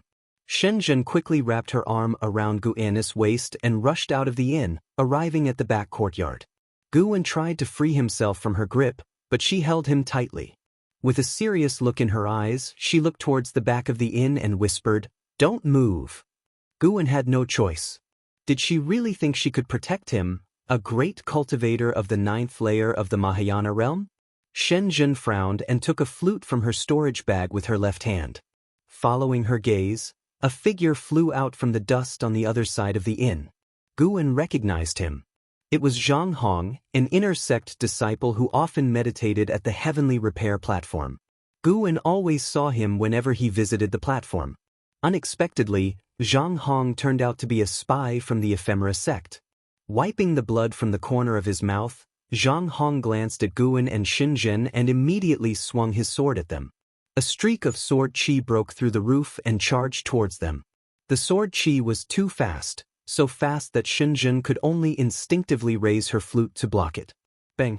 The sword chi exploded, collapsing the entire inn and raising clouds of dust. Zhang Hong leaped up and swiftly fled, while numerous figures pursued him relentlessly from behind. All around, the entire outer gate city was in a chaotic battle. Even the great elder LV Songhan was fighting, while the city protection array in the sky twisted violently, on the verge of breaking apart. As the sword chi dissipated, Shenzhen pulled Guan out. Both were in a disheveled state. "Miss Shen, are you all right?" Guan asked with concern, though he could see that Shenzhen's injuries were not life-threatening. Zhang Hong was at the 1st layer of the nascent soul realm. Although Shenzhen had blocked his sword chi, she had suffered internal injuries. Being able to block a sword from a nascent soul realm cultivator with a core formation realm cultivation level, Shenzhen indeed had some skills. Blood dripped from her chin beneath her veil. She maintained her composure and said calmly, "I am the holy daughter of the Daolan sect. How could a nameless person harm me? Let's find a place to hide first." She let go of her right hand and then quickly walked ahead, with Guan following closely behind. The entire city was in battle. The two dared not fly and had to traverse the streets on foot. Fortunately, they encountered disciples from the law enforcement hall who led them to an underground palace to take refuge. The underground palace was extensive, sheltering many disciples, most of whom were servant disciples. Shenzhen found a place to sit cross-legged, took out a bottle of elixir from her storage bag, and began to cultivate and heal after consuming it. Guan did not disturb her. He scanned the underground palace, and after confirming there were no abnormalities, he also sat down and closed his eyes to observe the world with his divine sense. The entire Supreme Sect was in turmoil, not just the outer gate city. Battles raged in all the cities. LV Baitin and others, sensing the unrest in the Supreme Sect, were all hurrying back. Without the support of the Golden Spirit Venerable, the Supreme Sect would surely overcome this internal conflict, albeit with some casualties in the process. Gu N's divine sense focused mainly on the Third Medicine Valley and the Mystic Valley.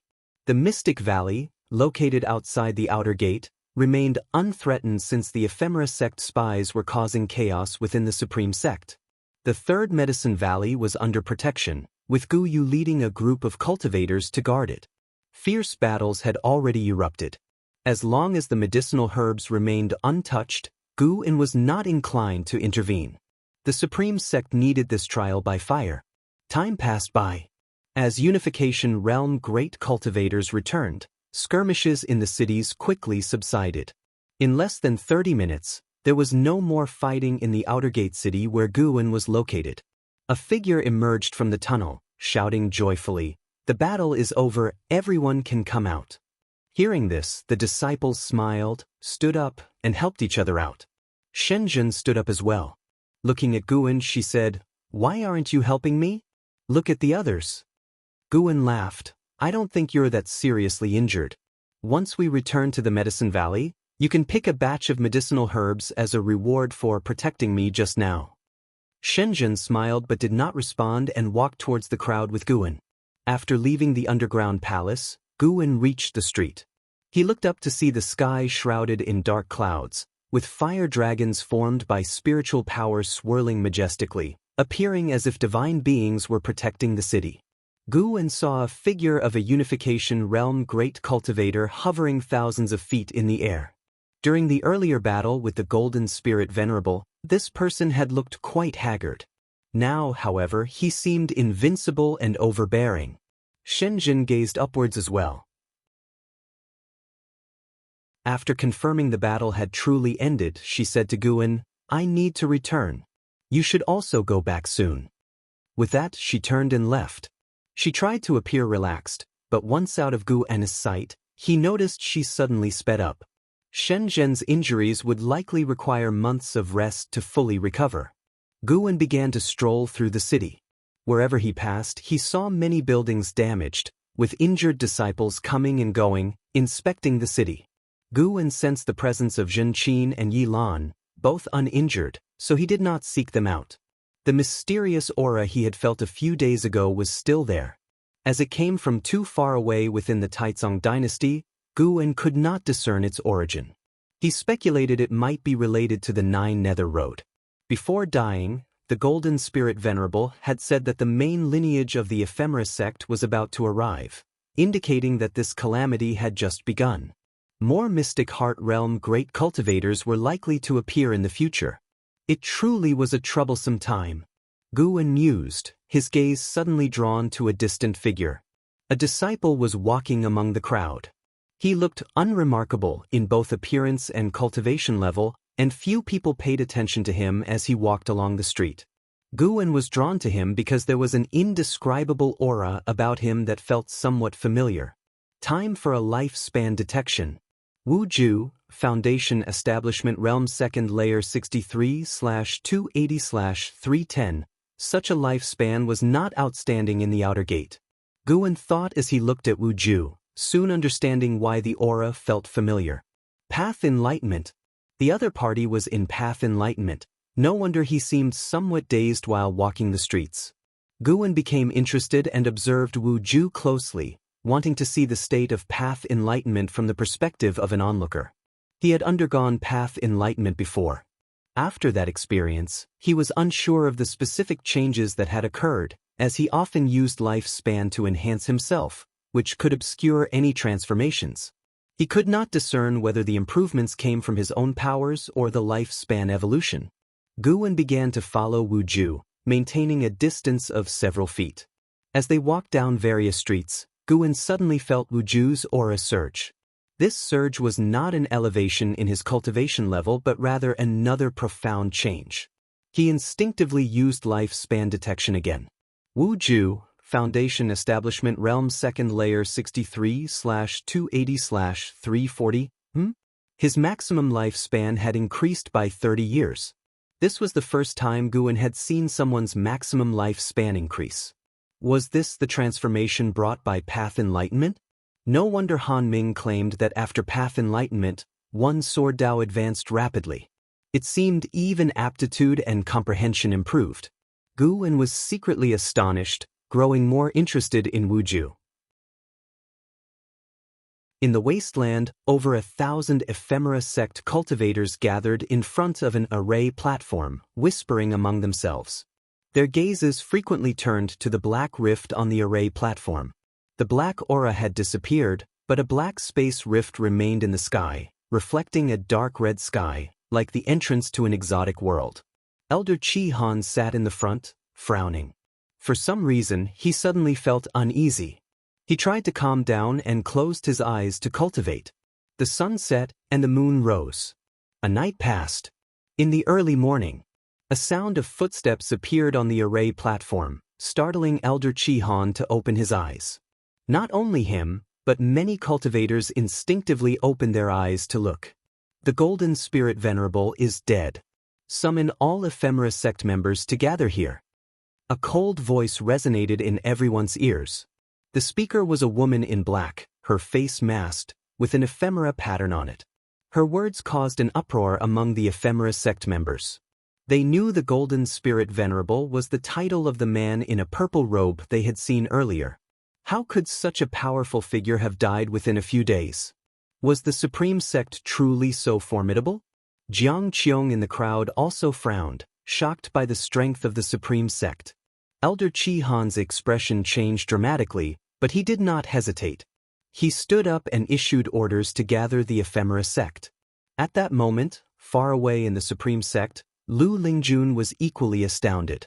The news of Sword Venerable Fudao slaying the ephemera sect demon had spread throughout the sect, with disciples everywhere celebrating this feat. Inner sect disciples even came to the Third Medicine Valley, loudly proclaiming this achievement, inspiring excitement among the valley's disciples, who resumed discussions about Sword Venerable Fudao's prowess.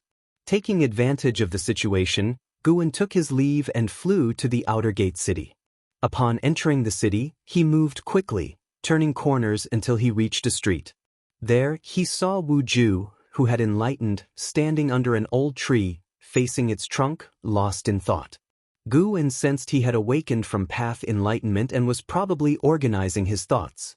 Wuju, Foundation Establishment Realm 2nd Layer 63/280/540, his maximum lifespan had increased from 310 to 540 years, nearly doubling.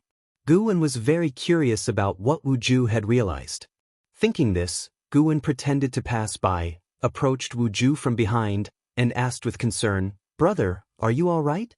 Wuju turned around hastily, looking flustered, and waved, "Nothing, I was just deep in thought about a cultivation technique and got lost in it." He then offered an embarrassed smile, clasped his hands in salute to Guan, and walked away. Guan watched his back but did not pursue, silently deciding to observe him more in the future. A maximum lifespan of 540 years was not enough to stand out in the outer gate, but he would see if Wuju continued to enlighten further.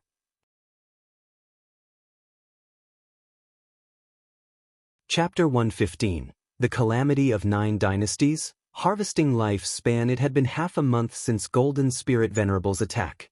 Since that day, the Supreme Sect remained in a state of readiness, summoning numerous disciples, and everyday disciples could be seen flying over Mystic Valley and the Third Medicine Valley. Inside a pavilion in Mystic Valley, Guan was listening to Yi Lan speak about events in the Immortal cultivation world, and she mentioned the Nine Nether Road. It said there is a road that leads directly to the underworld Nine Nether, called the Nine Nether Road. The Ephemera sect has opened the Nine Nether Road's entrance, located in the Great Zhao Dynasty's dustless wasteland. Now, cultivators from the Ephemera sect are heading to the dustless wasteland.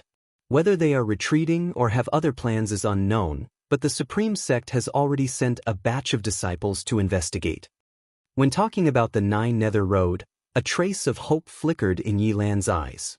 Guan couldn't help but ask, "You seem to have a longing for the Nine Nether Road?" Yi Lan replied, It said that the Nine Nether Road can cross boundless seas and reach another vast mortal world where immortal opportunities are hidden. To claim that I don't hope for it at all would be a lie. The Ephemeris sect has recruited many cultivators through the Nine Nether Road, but I think going there with my qualifications would bring more disaster than fortune. She then shifted the conversation to Sword Venerable Fudao. According to information she obtained from the Law Enforcement Hall, Sword Venerable Fudao had displayed unmatched prowess throughout the sect, and it was said that without his intervention, the Supreme Sect might have faced catastrophe. While speaking, she also observed the changes in Xuan's expression. Xuan listened with great interest, as if Sword Venerable Fudao had nothing to do with him. An hour later, Yi Lan stood up to leave, as she had to return to the Law Enforcement Hall for her assigned duties. After seeing her off, Xuan walked into the forest and arrived at Yang Ni's garden. Yang Ni had gone to the outer sect again today. She was still investigating the identity of Sword Venerable Fudao. Xuan dared not tell her that Su Shan was dead, so he let her continue. A year from now, when Su Shan doesn't come looking for her, she should understand that she's free. Xuan looked at the ground where the ephemera flower grew and carefully observed it. He could feel that the ephemera flower was nurturing a unique kind of spiritual energy, but he couldn't yet determine whether this energy was good or bad. Every cultivator who joined the ephemera sect would receive a batch of ephemera seeds. Planting ephemera flowers was also a way to establish merit. Even the sect hierarch Zhong Liang didn't know the exact use of the ephemera flower. The ephemera sect members who remained in the Nine Dynasties territory were merely puppets of the main lineage. They knew nothing but each harbored their own expectations. Xuan picked an ephemera flower and then entered the 8 scenic caves, arriving before the green vine tree. He placed the ephemera flower under the tree for the green vine tree to sense. "Take it away! Take it away!" The female voice of the green vine tree echoed, soft yet anxious. Xuan asked in surprise, "You are a 7th level spirit tree. Are you actually afraid of a 6th level flower? Its aura is very annoying. I dislike it," the green vine tree responded intermittently. Upon hearing this, Xuan raised his hand and put the ephemera flower back into his storage bag. He then sat down and summoned the storage bracelet from a distance, beginning to inventory the legacy of Golden Spirit Venerable. The 8 scenic caves contained many storage bags and rings, all spoils acquired by Xuan through battles, and this was the place where he could store things best kept out of sight. However, after searching thoroughly, he didn't find any information about the ephemera flower and had to give up. But what he found instead was an elixir record, which he took out to examine carefully. He had already mastered the Taicang elixir path. His alchemy skills had reached the Grandmaster level, and with an elixir recipe, he could effortlessly refine elixirs. Halfway through, his hand paused. Ephemera demon elixir? Winter eventually arrived, and snowflakes drifted down to the mortal world, continuously erasing its color. Tian Valley. Xuan had just harvested a batch of medicinal herbs, successfully obtaining nearly 10,000 years of lifespan, filling him with joy. Tian Valley had special formations that prevented snow from accumulating, saving a lot of trouble. Xuan instructed Sunda to move all the medicinal herbs into the storage building, then walked towards the courtyard where Luo Hun and Yi Luyun were drinking and discussing the Nine Nether Road. The Nine Nether Road has caught the attention of the cultivators from the 9 dynasties. It's said that representatives from each dynasty and sect have been sent to investigate, but the entrance to the Nine Nether Road is surrounded by ephemera sect cultivators, and they have all returned empty-handed. Luo Hun said with a frown. Yi Luyun glanced at the approaching Xuan, then said to Luo Hun, "This is also a good thing, at least the Taicang dynasty doesn't have to bear the pressure of the ephemera sect alone." Luo Hun nodded and said, "The force behind the ephemera sect will definitely come through the Nine Nether Road. This will be a calamity for the 9 dynasties. Furthermore, my sources report that ephemera flowers are appearing everywhere now. When they mature, they attract demons and ghosts. It's uncertain what the ephemera sect's true purpose is."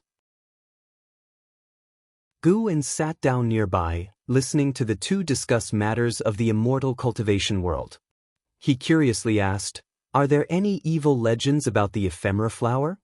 Previously, he thought the Ephemera sect was merely competing for power with the Supreme sect. Now, he realized their ambitions were far greater. Without understanding the true strength of the main lineage of the Ephemera sect, Xuan dared not enter the Nine Nether Road. Yi Luyun frowned and said, I have heard a legend that the Ephemera flower is a flower of the underworld, symbolizing death and reincarnation. When ephemera flowers appear in the mortal world, it heralds an imminent catastrophe, causing many lives to perish. Luo Hun said, the 9 dynasties have already issued orders to eradicate the ephemera flowers. Regardless of the ephemera sect's intentions, the widespread appearance of ephemera flowers must be stopped. Upon hearing this, Xuan felt relieved. When the world is in trouble, the world should unite against it. He didn't want to bear the worry alone. Now that everyone is clearing out ephemera flowers, he might as well join in. Clearing ephemera flowers at night could earn him lifespan and save lives, benefiting in every way. Luo Hun and Yi Luyun continued discussing the ephemera sect, while Xuan listened, hearing many names through their conversation. The reappearance of the 9 Nether Road in the mortal world caused a great upheaval in the immortal cultivation world of the 9 dynasties. Many great cultivators who had been in seclusion began to emerge. The ephemera sect had become the scourge of the 9 dynasties. Some ancient beings who had lived for over 1,000 years declared they would annihilate the ephemera sect. This was advantageous, as the ephemera sect becoming a common enemy might cause those who had joined it to waver and seize the opportunity to break free. As evening approached, Xuan returned to Mystic Valley. He scanned the area with his divine sense and had a strange expression. Yang and I had burned all the ephemera flowers she planted, leaving ashes behind in the garden. Could it be that Yang and I had come to her senses? Xuan did not ask Yang and I about it and instead went back to his room. Late at night, Xuan began to sweep through the Taicang dynasty with his divine sense, searching for ephemera flowers. One sweep revealed a shocking number of ephemera flowers. How did so many ephemera flowers sprout up all of a sudden? They weren't there last month. Xuan immediately vanished from his room and went to eradicate the ephemera flowers. Within 2 steps, he arrived in a forest miles away, near a village where the ephemera flowers were mostly concentrated around the vicinity. He picked an ephemera flower, only to obtain a year's lifespan. These ephemera flowers grew extremely fast, quite unnatural, likely due to some force draining their potential, leaving them with little remaining lifespan. A year is still a year. Small amounts accumulate over time. Xuan began to clear the ephemera flowers. At dawn, Xuan went downstairs, feeling invigorated. Last night he harvested over 40,000 years of lifespan, showing just how plentiful the ephemera flowers were. Practicing exercises with the disciples, Yang and I also arrived, though she looked listless, clearly burdened with worries. After the exercises, Yang and I approached Xuan and said she was preparing to leave. Where are you going? Xuan asked with a frown. Yang and I replied, to handle some matters. Xuan reminded her, the ephemera sect has been causing trouble recently, and the 9 dynasties are planning to jointly eliminate them. You should stay away from it. Yang and I nodded and said, don't worry, I have no ties with the ephemera sect. As she spoke, she stared intently at Xuan. Some words were unspoken, but both of them understood the underlying meaning. 30 minutes later, Yang and I packed up and left. Xuan stood by the window, watching her depart, feeling that the next time they met could be many years later. At the same time, on the distant dustless wasteland, ghostly energy filled the air, forming black clouds that covered the sky. Flocks of crows flew across the sky. Li Ye, carrying the North Sea heavy sword on his back, stood on a cliff, gazing at the vast sea of people below, frowning. He didn't expect the ephemera sect to have secretly recruited so many followers. That 9 Nether Road is very sinister, filled with immense ghostly energy and demon energy. The voice of the primordial ancestor echoed in Li Ye's ears. Li Ye looked towards the traveler of graceful crane sitting on a rock in the distance, holding a painting scroll and contemplating. No matter, when the primordial ancestor descends, they will all be wiped out in one fell swoop. Li Ye thought to himself. He now held great confidence in the mysterious demon shadow, believing the figure to be invincible in the present age. It's not that simple. No matter how powerful he is, his spiritual power will eventually deplete. Taking on the calamity of the 9 dynasties alone is almost impossible. If he were truly that formidable, he wouldn't need to practice the demon shadow divine skill of the Thousand Autumn Pavilion to conceal his identity, the primordial ancestor side. Leah felt displeased listening to this. Ever since encountering the Ephemera sect, the primordial ancestor had become timid, no longer exuding the serene and profound demeanor he once had, shattering Li Ya's illusion. But recalling the primordial ancestor of Li family's admonition, Leah did not argue with the primordial ancestor's words. Just then, the ground began to tremble, startling Leah to soar into the air, whereas the traveler of graceful crane remained seated on the rock, unmoved. Leah looked towards the entrance of the 9 Nether Road, where he saw the array platform beneath the black cracks starting to crumble, a wooden branch breaking through the ground, followed by its trunk. The followers of the Ephemera sect around the area all retreated. Under everyone's alarmed gaze, a towering tree burst from the ground, unmistakably an ephemera tree. This ephemera tree was even larger than the one Xuan had eradicated, standing over 500 yards tall, its crown piercing the black clouds. The colossal ephemera tree standing behind the black crack appeared even more terrifying. Humph, they indeed planted an ephemera tree. A cold snort resounded across the heavens, chilling everyone to the core. Xianxia turned her head, seeing a brilliant sword light sweep from the horizon, cutting through the sea of clouds, unstoppable, targeting the ephemera tree. A figure appeared out of nowhere before the ephemera tree, the masked woman in black, wielding a golden staff. With a forward thrust, boundless spiritual power erupted, forcibly halting the sword light miles away, distorting the surrounding space.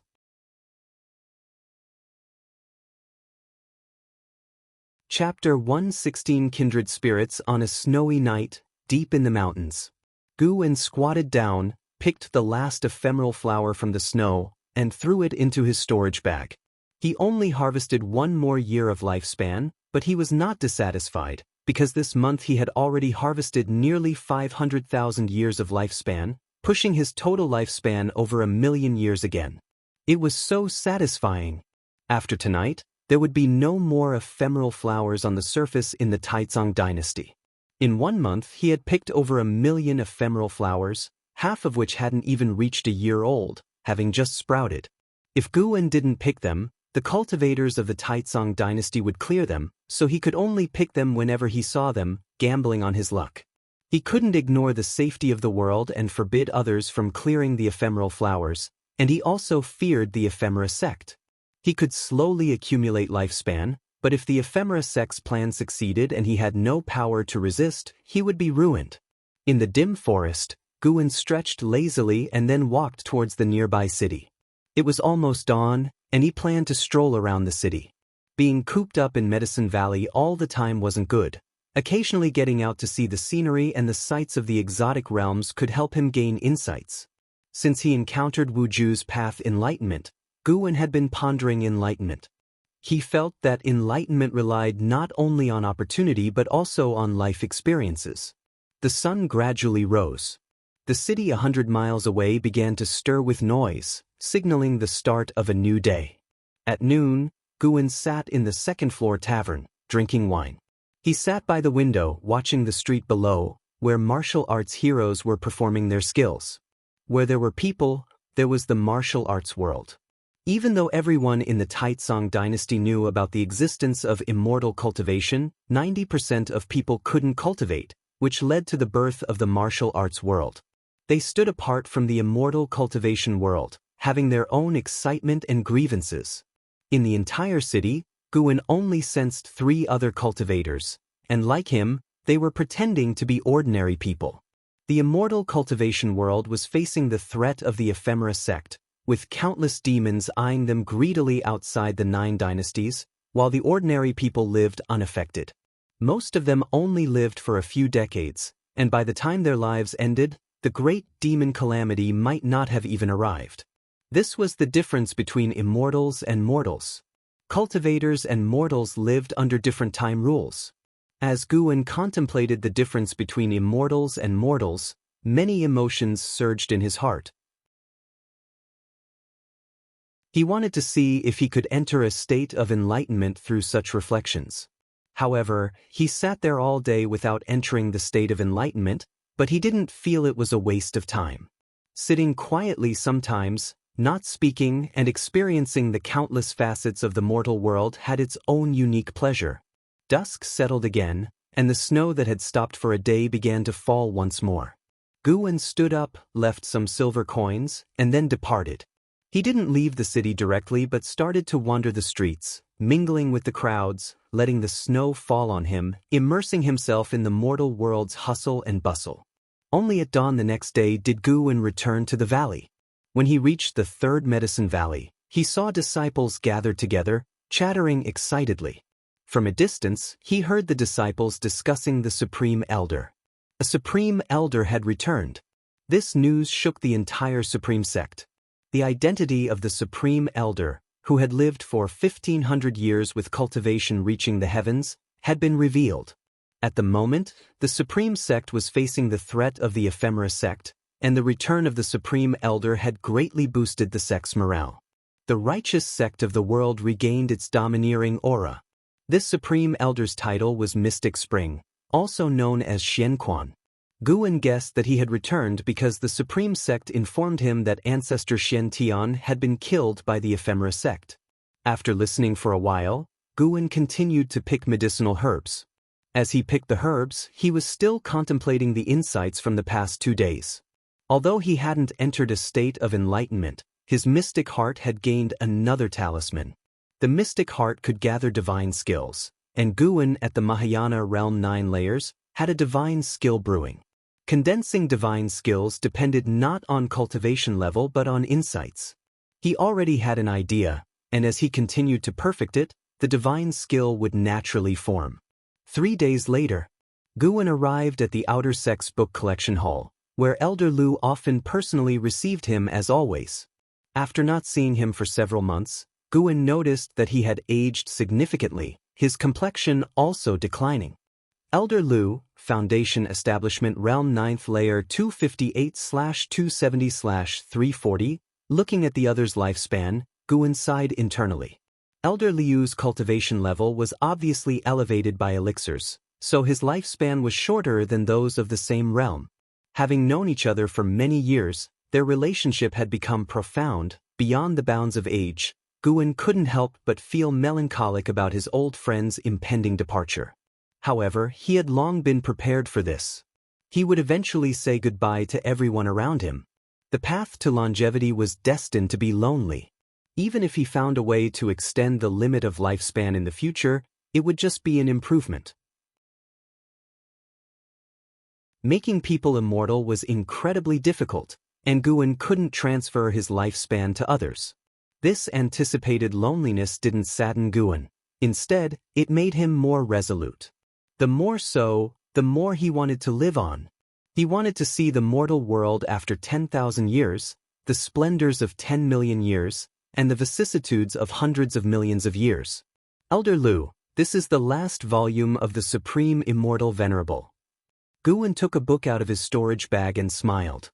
Elder Lu took the book and curiously asked, "I thought you would wait a few more years. How did it come out so soon?" The story needed to end, and coincidentally, it concludes with the protagonist joining forces with the people of the world to slay the demon and bring peace. Doesn't this align perfectly with the current world situation? Xuan smiled. He paused for a moment and then said, "Although my qualifications are mediocre and I lack the strength to change the world, if I can inspire the people's fighting spirit, it will be a small contribution." Elder Lu did not open the book but praised, "Your books have already influenced many people. Before you, cultivators rarely read outside their practice. The name Pan and has taken on the aura of a sage." Elder Lu, "You're exaggerating." "Haha, what are you writing next?" "I don't plan to write anything for now. I will see what the future holds." Indeed, a masterpiece often comes about by chance and cannot be forced. The two chatted casually, with Elder Lu reminiscing about their first meeting. Guan listened intently and responded just as earnestly. After talking for 2 ancient hours, Elder Lu suddenly said, "Once the final volume of Supreme Immortal Venerable is arranged, I will resign from the elder position and prepare to leave the Supreme Sect to revisit my hometown. It has been 240 years since I joined the sect. I wonder if my hometown has changed." He already sensed his imminent end. People often wish to return to their roots before they die.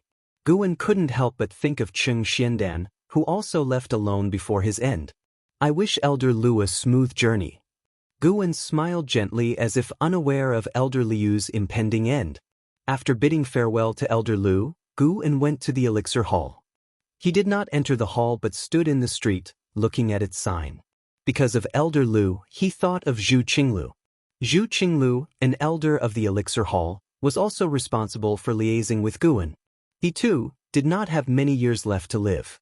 This indicated that in the coming years, Guan would continuously say goodbye to old friends.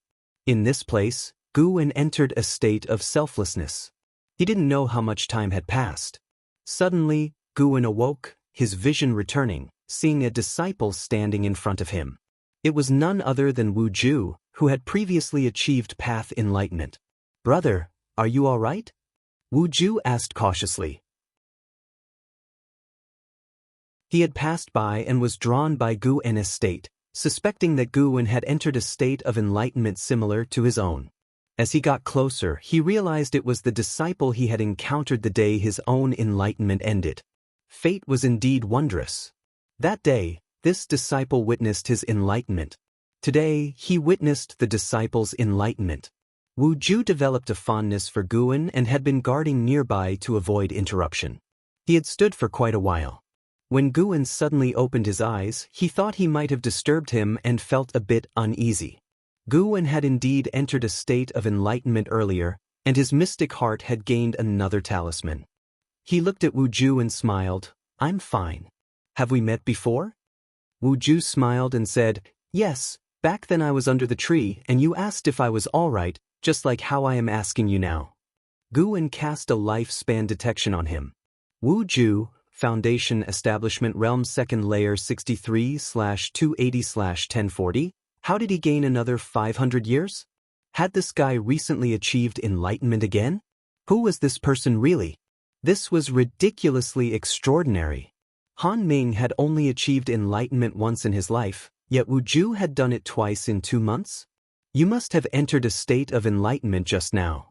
Shall we find a place to talk?" Wu Ju invited him eagerly. Guan didn't refuse as it suited him well. Then, he followed Wu Ju to his private courtyard. After closing the door, they sat down to converse. Wu Ju became quite enthusiastic, actively sharing his experiences. He had been an orphan since childhood, brought to the Supreme Sect by his master. His master, an outer disciple, found him hanging on a tree while on a mission. His parents had abandoned him but didn't want him to be eaten by wild beasts, so they hung him on the tree. In the Supreme Sect, Wu Ju's spirit root qualification was mediocre, but under his master's protection, he had a good life. It wasn't until recently that his master was killed by a cultivator of the Ephemera sect on a mission, news he got from his master's companion. He felt as if the sky had fallen. The very next day, the Ephemera sect attacked. Watching the cultivators fight, Wu Ju was perplexed, not understanding why people had to fight to the death. In his confused state, he achieved enlightenment. After sharing his story, he looked at Guan and asked, "Brother Gu, what led to your enlightenment?" Guan replied, "My enlightenment was also related to life and death. An old friend I've known for decades is approaching his end." He spoke calmly, but Wu Ju sensed that he must have been deeply saddened. However, the reason for Guan's enlightenment made Wu Ju feel a deeper connection with him. "Brother Gu, don't share your enlightenment experience with others. After my enlightenment, I found that my energy absorption speed increased, and even my comprehension improved. My master always taught me to be humble and keep things to myself," Wu Ju said earnestly. Guan nodded, smiling inwardly. It seemed Wu Ju's master was someone with similar beliefs. But he thought Wuju's enlightenment wasn't simply due to sudden clarity. Enlightening twice because of his master's death? It didn't make sense.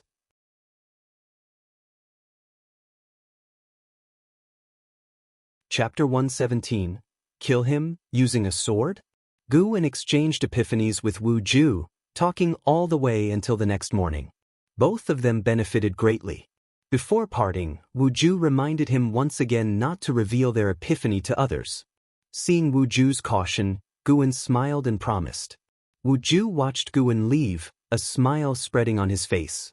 Having lived in the Supreme Sect for so many years, Guan was his first true friend. He had always been very self-conscious and didn't dare to communicate with others much. The only one he was close to was his master, so his master's death was a great blow to him.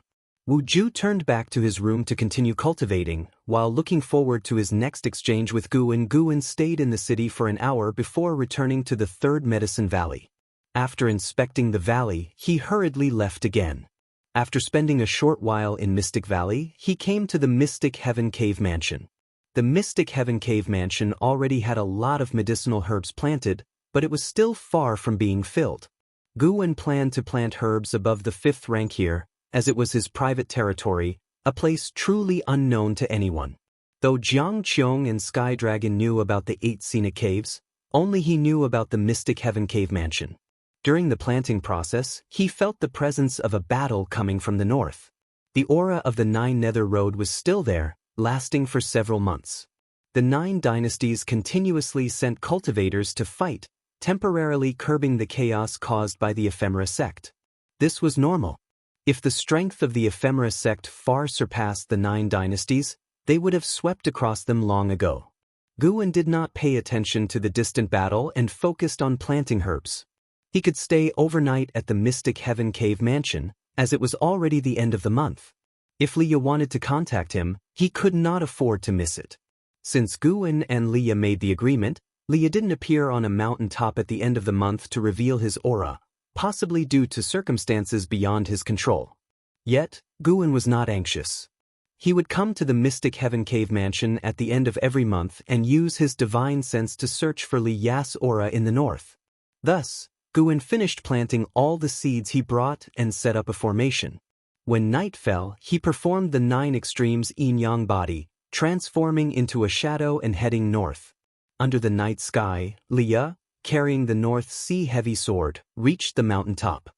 He looked ahead. The mountains stretched endlessly. The night sky was covered with dark clouds, obscuring the stars and moon. How far is this place from the North Sea mountains?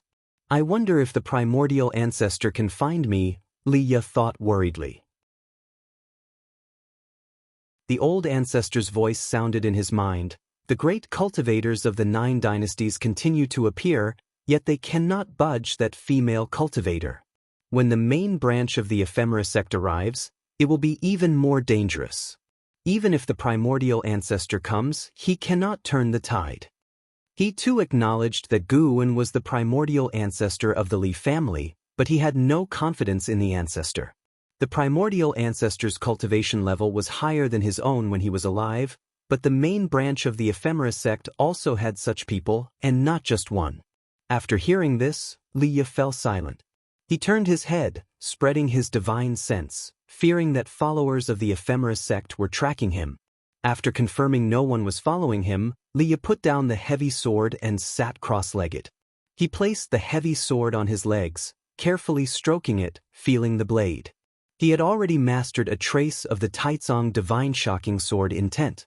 The longer he delved into it, the more profound he found the swordsmanship.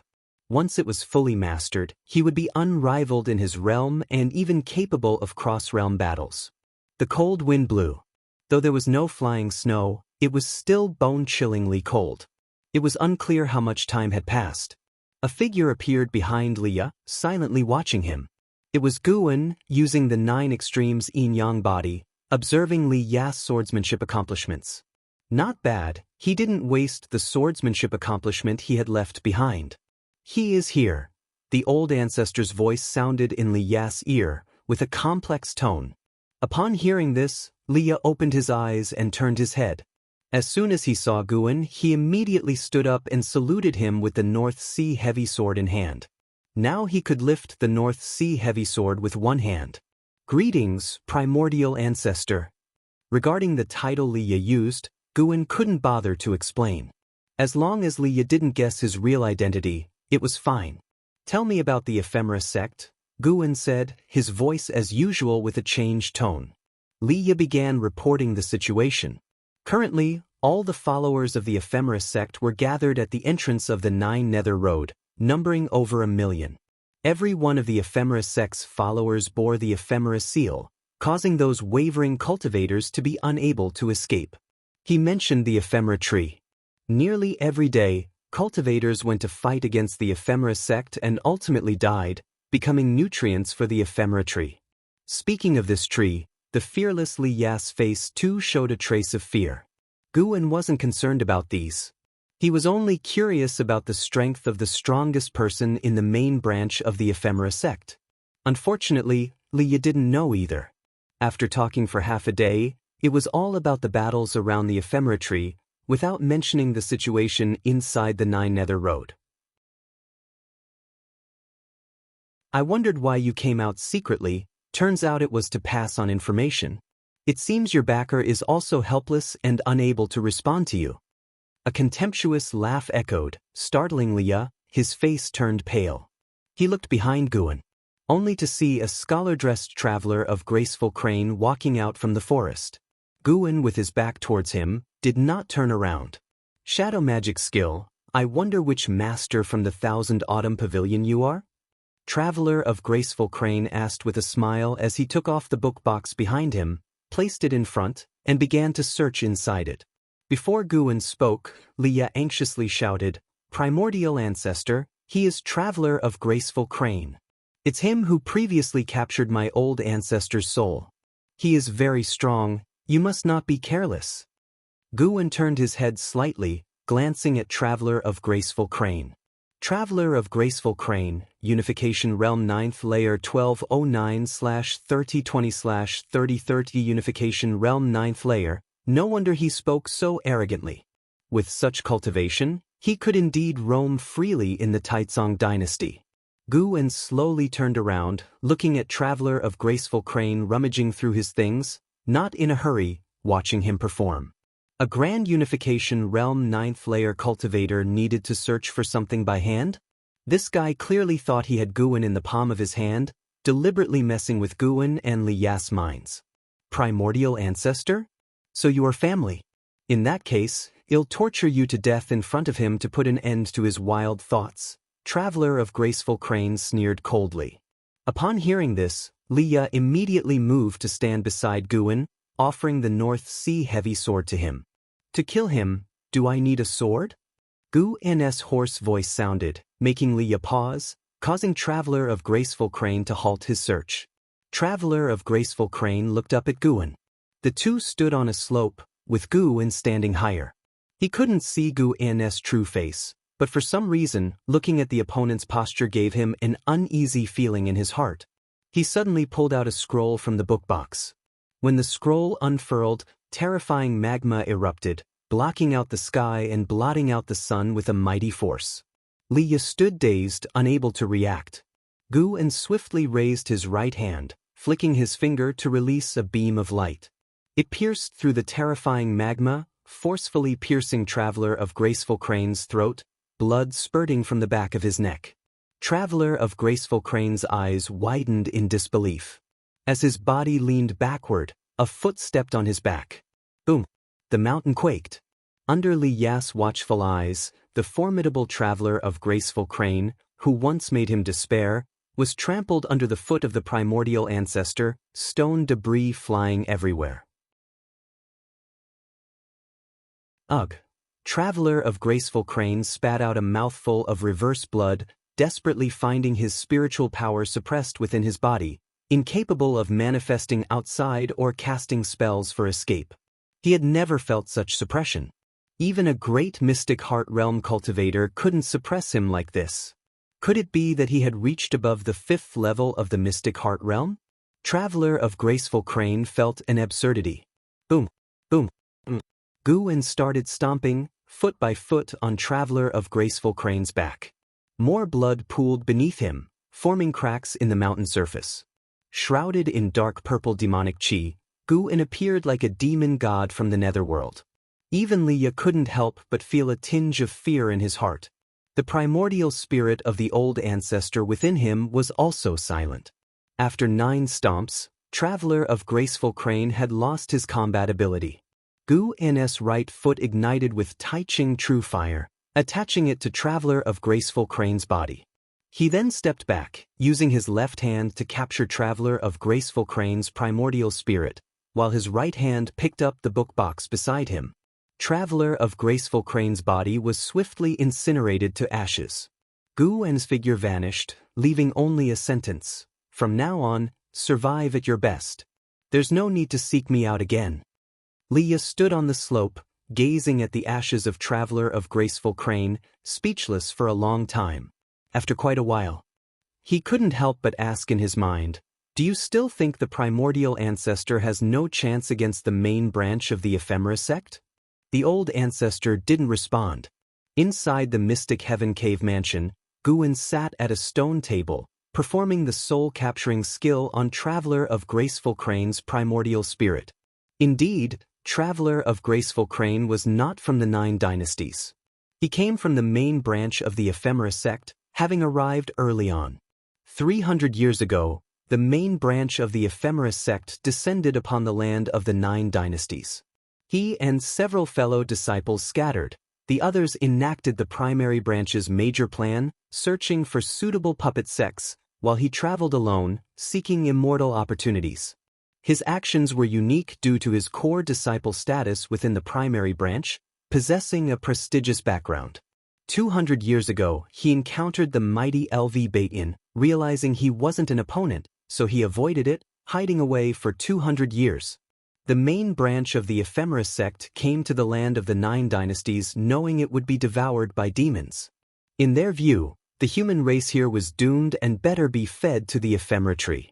The Ephemera tree craved the spiritual power and flesh of human cultivators. If it could devour the humans of the 9 dynasties, it could transcend the heavenly destiny, reaching the legendary 9th rank. At that time, the Ephemera tree could open the 9 Nether Road anytime, providing convenience for the primary branch of the Ephemera sect to act, traveling wherever they wanted. Through Traveler of Graceful Crane's memories, Xuan learned about the hierarchy within the primary branch of the Ephemera sect. Previously, he had slain Golden Spirit Venerable, one of the 100 venerables within the primary branch, each with a Mystic Heart Realm cultivation level. The master of the primary branch had, 500 years ago, transcended the Mystic Heart Realm to enter the legendary Mahayana realm. In other words, there was only one Mahayana realm cultivator in the primary branch of the Ephemera sect. 500 years could allow that branch master to reach the 9th layer of the Mahayana realm? Xuan pondered silently. Several ancient hours later, he withdrew his divine sense, then finished Traveler of Graceful Crane off, claiming 209 years of lifespan. Xuan's right hand rested on the book box, lightly tapping it with his finger, eyes flickering. No more waiting. Tomorrow he would resolve the Ephemera tree below the 9 Nether Road to prevent any long-term worries. Anyway, if he didn't act, the primary branch of the Ephemera sect wouldn't just let it go.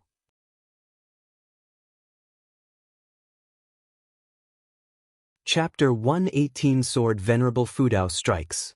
Wuxian Wasteland. At dawn. Because of the overcast clouds in the sky, this wasteland had never seen the sun or moon. On top of a broken cliff, dozens of cultivators gathered, including Ji Han Tian, the vice sect leader of the supreme sect. They looked towards the horizon, with worry etched on their faces. That female demon is simply too powerful. Without a Mystic Heart Realm cultivator, no matter how many of us join forces, it will be useless. There is no Mystic Heart Realm cultivator in our dynasty. Our sect once had one, but he left 800 years ago and has been hard to find. How many Mystic Heart Realm great cultivators stand behind the Ephemera sect? We have nowhere to go and cannot retreat. They were all leaders of various sects, all at the Unification Realm. Before the Ephemera sect wreaked havoc, each of them was a legendary figure in the 9 Dynasties' immortal cultivation world, possessing immense power to turn the tides. Yet now, after gathering for many days, they were at a loss, not daring to act rashly. Many Unification Realm cultivators had already died under the Ephemera tree. Some had acted alone, and they had also launched total assaults, all ending in failure, the terror of the Mystic Heart Realm paralyzing them. Tian suddenly raised his right hand. A ring on his index finger emitted a shimmering light that penetrated his brow. His face lit up with joy. Then he lowered his right hand and spoke. "Everyone, our Supreme Sect's Supreme Elder, Grandmaster Xianxia, has returned and is on his way here. When he arrives, we can follow him in launching an attack. Our Grandmaster Xianxia has already attained the Mystic Heart Realm." This statement made all the sect leaders look at him with matching excitement and joy. For a moment, the praises for the Supreme Sect rose one after another, making Tian stand up proudly. Although the Supreme Sect was the strongest sect in the Taicang dynasty, it might not rank among the top 3 within the 9 dynasties. If they could achieve indelible merit in facing the calamity of the Ephemera sect, they would surely become famous, attracting more families and cultivators in the future. The atmosphere on the cliff improved, and everyone saw hope in defeating the demon of the Ephemera sect. Meanwhile, thousands of miles away, under the rolling overcast clouds, hundreds of zhang tall ephemera trees stood like a gigantic demon, towering and ferocious. Vines hung down from the branches of the ephemera tree, most of them with corpses tied to the ends. Some were not completely dead, their bodies trembling slightly, eyes filled with blood, veins bulging in their necks, a pitiful sight.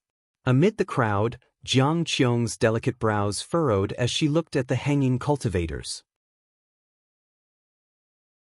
She couldn't help but touch a blood-colored ephemera seal on her wrist, her heart filled with worry. If this continued, she felt she would either be killed by the 9 Dynasties cultivators or be absorbed by the ephemera tree. She couldn't just sit and wait for death. But what could she do? The ephemera seal restricted her freedom. Xianxia looked at the middle-aged man beside her and transmitted her voice. "Father, do you still trust the ephemera sect?" The middle-aged man sitting next to her was her father, Jiang Lang, one of the pavilion masters of the Thousand Autumn Pavilion.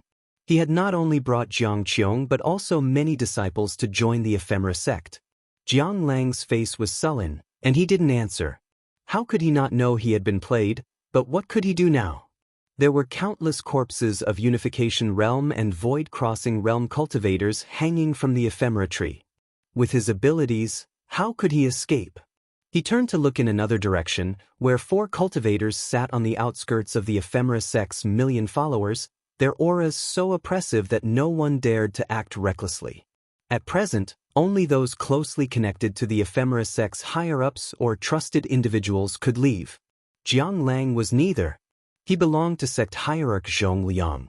He should have enjoyed authority, but with Zhongliang's fall, his followers were scattered and imprisoned. Even if accepted, they weren't trusted. Seeing her father's expression, Xianxia knew she couldn't count on him. Indeed, from the beginning, the only person she could rely on was herself. Xianxia looked back at the ephemera tree, her gaze becoming resolute. She absolutely couldn't fall here. Just as this thought surfaced, a burst of light illuminated her face, making her eyes widen. Not just her, but everyone was illuminated. The rolling clouds above the ephemera tree suddenly dissipated, revealing a nearly 1,000-mile-wide opening, with sunlight and scattered snowflakes falling through. The black-clad woman sitting on the array platform looked up, her eyes flashing sharply through her mask. Not just her, but the 4 great cultivators at the edges of the million-strong ephemera sect also looked up. Under the sunlight, the ephemera tree began to tremble, seemingly disliking the sunlight. "Who are you who dares to reveal yourself?" The black-clad woman stood up and shouted loudly, her cold voice echoing through the heavens and earth. A figure appeared out of nowhere high above the ephemera tree. It was Xuan, performing the 9 extremes yin-yang body. Xuan looked down at everyone below, catching sight of Xianxia. From high above, the millions of followers of the ephemera sect looked like prisoners, sitting on the ground, with some cultivators standing on the outskirts, clearly there to guard the seated followers. Trusting the ephemera sect led to such a result. It truly was tragic. Xuan swiftly cast lifespan detection on one after another. A second layer Mystic Heart Realm, and 4 ninth layer Unification Realm. The ephemera tree beneath him had the same limited lifespan as the previous ephemera tree he had seen, and it was only a bit over 500 years old. To grow so quickly, how many people had it consumed? Xuan raised his right hand, conjuring a cyan sword shadow in his palm. Bold! The black-clad woman shouted angrily, killing intent flashing through her eyes as she appeared beside Xuan in one step, a blood-red sword in her hand, slashing at Xuan. The sword strike seemed to unleash thousands of evil ghosts towards Xuan, blood light covering the entire sky in an instant. But it was only for an instant. Boom! The black-clad woman was sent flying, crashing through the ground after passing over the heads of 1 million followers, her life or death unknown. This scene shocked everyone. How could it be? Everyone cried out in their hearts. During this time, the black-clad woman had fully demonstrated her immense power, appearing nearly invincible. No matter how strong or renowned the attacking cultivators were, they were easily suppressed by her. Such a powerful being had no way to resist in front of this person? Xuan raised his left hand, and his index finger shot out a radiant beam, piercing through the swirling dust towards where the woman had fallen. An alert appeared in front of Xuan. You successfully seized 47 years of Night Cultivator Fairies, second layer Mystic Heart Realm, lifespan. Not bad. Xuan's left hand reached out again, capturing the mystic heart of the Night Cultivator Fairy from afar.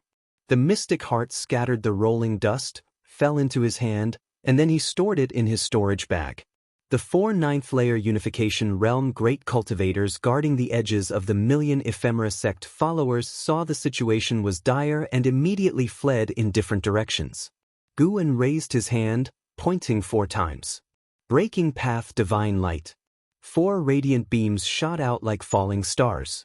The gazes and divine senses of the million followers couldn't capture their trajectories, but everyone felt those 4 were doomed. The world fell into silence.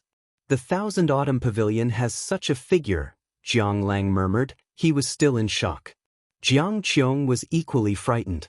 She was secretly glad she hadn't caused trouble in the Thousand Autumn Pavilion earlier. Sequential alerts appeared before Xuan. He released the cyan sword shadow in his right hand, pointing the sword tip at the ephemera tree. Feeling the threat, the ephemera tree trembled, releasing the corpses as the vines floated upwards. Under the watch of the million followers of the ephemera sect, a terrifying, twisted face emerged from the main trunk of the ephemera tree. What is that? A demon tree. It really is a demon tree. That face, we were deceived. No. Impossible. A deafening uproar erupted among the million followers. Unlike Jiang Qiong, most had come this far still harboring illusions or needing to cling to hope. Rumble, the ground quaked as enormous vines burst through and struck at Xuan, startling the crowd to soar into the sky, with some taking the chance to flee. Yet there were also those, including Jiang Qiong, who courageously charged into the 9 Nether Road. The cyan sword shadow in Xuan's palm burst forth with terrifying sword intent, descending like a divine weapon with dazzling light. That sword intent. Sword Venerable Fudao. During her flight, Jiang Qiong looked up at Xuan in horror. Sword Venerable Fudao was that powerful. The cyan sword shadow, carrying the sword intent of the Taicang divine shocking sword, fell. Cultivators barely lifted off, were unable to flee the battlefield before the cyan sword shadow descended on the ephemera tree. This time, the sword intent was overwhelming, forcefully suppressing the ephemera tree, reducing it to ashes from top to bottom. The sword shadow hit the ground, shattering it, creating faults spreading rapidly in all directions, resembling an expanding spider web from the sky. Xuan watched Jiang Qiong escape into the 9 Nether Road without stopping her. After today, Jiang Qiong would struggle to survive even if she stayed. He sensed dozens of Unification Realm auras rapidly approaching from a distance and immediately vanished. As for the million followers, Guan had considered slaughtering them but feared many, like Yang and I and Liya, had been deceived or forced into the sect, making causality too complex, and he feared killing innocents. Wanton slaughter would be no different from the ephemera sect. He didn't want to be seen as a great demon and later besieged by all. Yet, even so, his earlier sword had still killed many cultivators. That was not Guan's concern. Everyone must bear the consequences of their choices. Not killing them all was his way of exercising benevolence. Alert after alert appeared madly before Guan, who vanished from the spot. The ground continued to crack, dust rolling into the sky, billowing and vast. Tian and the others rushed in from afar. The wind mixed with dust blew in their faces, and their divine senses had already detected the destruction of the ephemera tree. Haha, our supreme sect's sword Venerable Fudao has taken action. Tian couldn't help but laugh loudly, boasting of sword Venerable Fudao's strength. Another supreme sect's cultivator? The sect leaders were moved.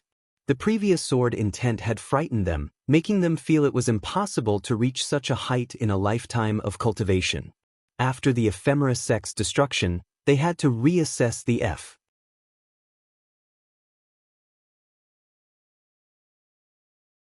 Chapter 119.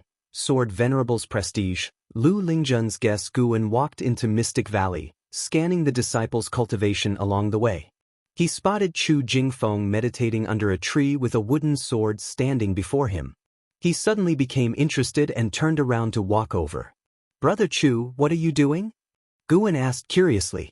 Chu Jingfeng opened his eyes and replied, "I'm contemplating my swordsmanship, trying to create a new sword technique." "Creating a sword technique? That's amazing.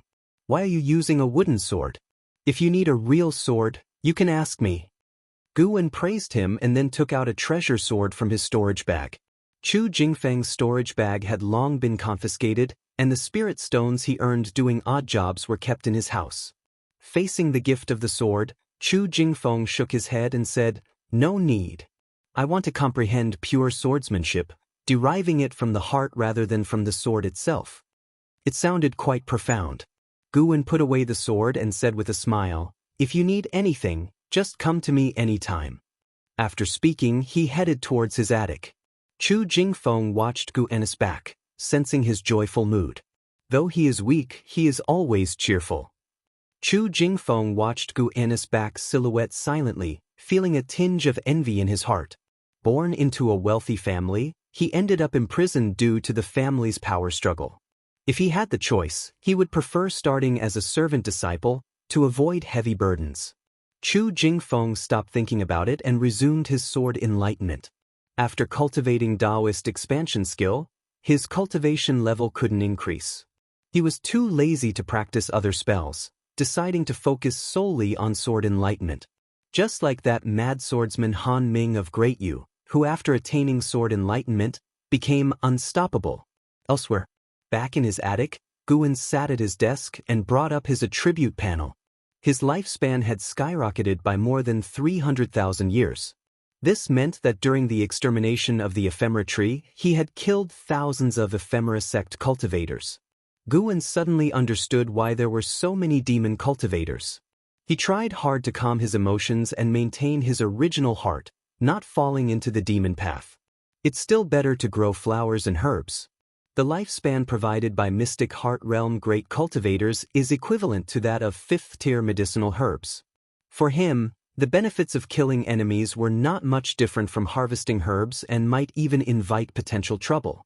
Guan took out the Green Hero travelogue to shift his attention.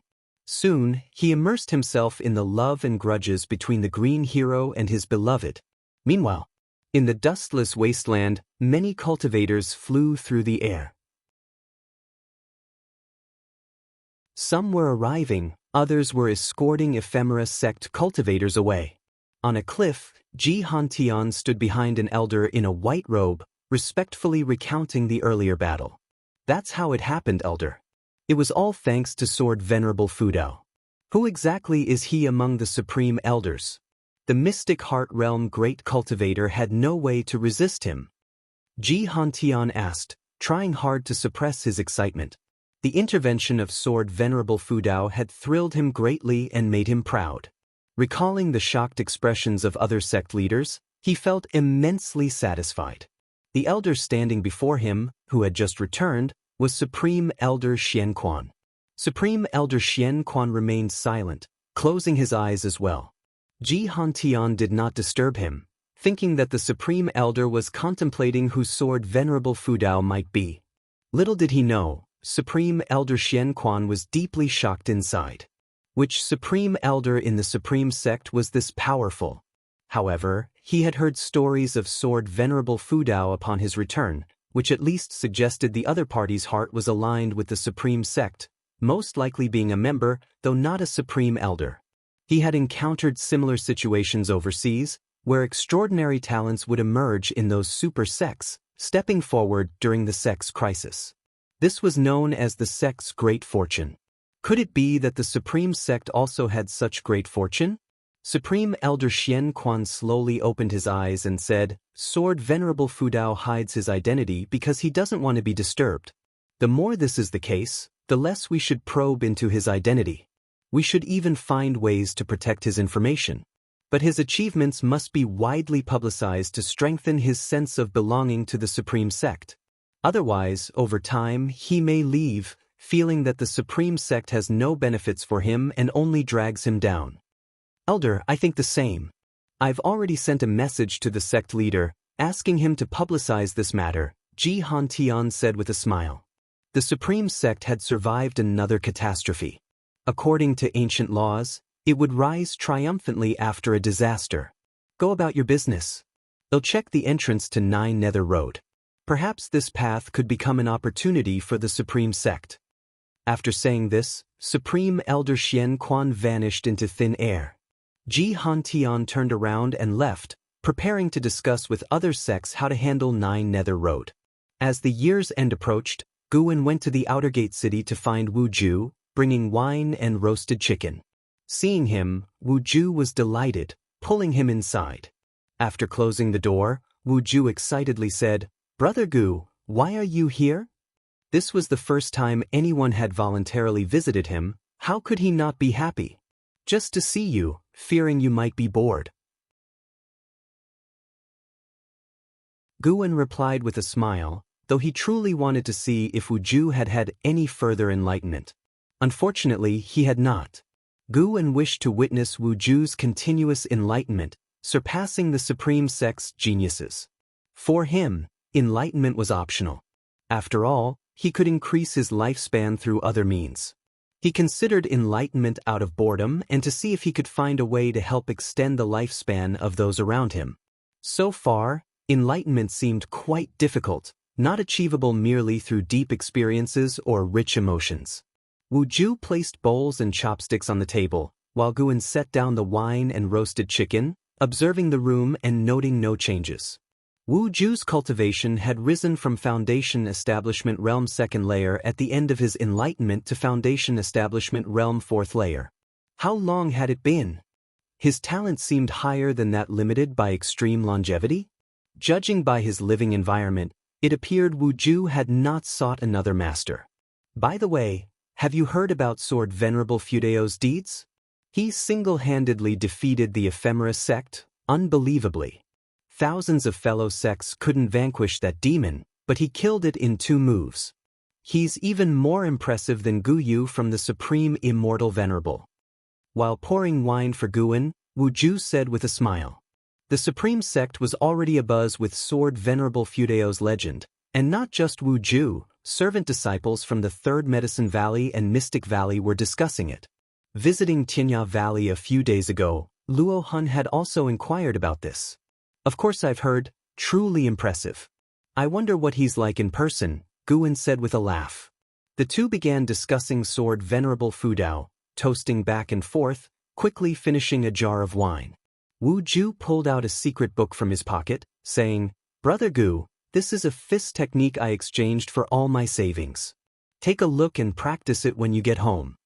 Xuan hurriedly refused, How can I accept this? No, I can't take advantage of you.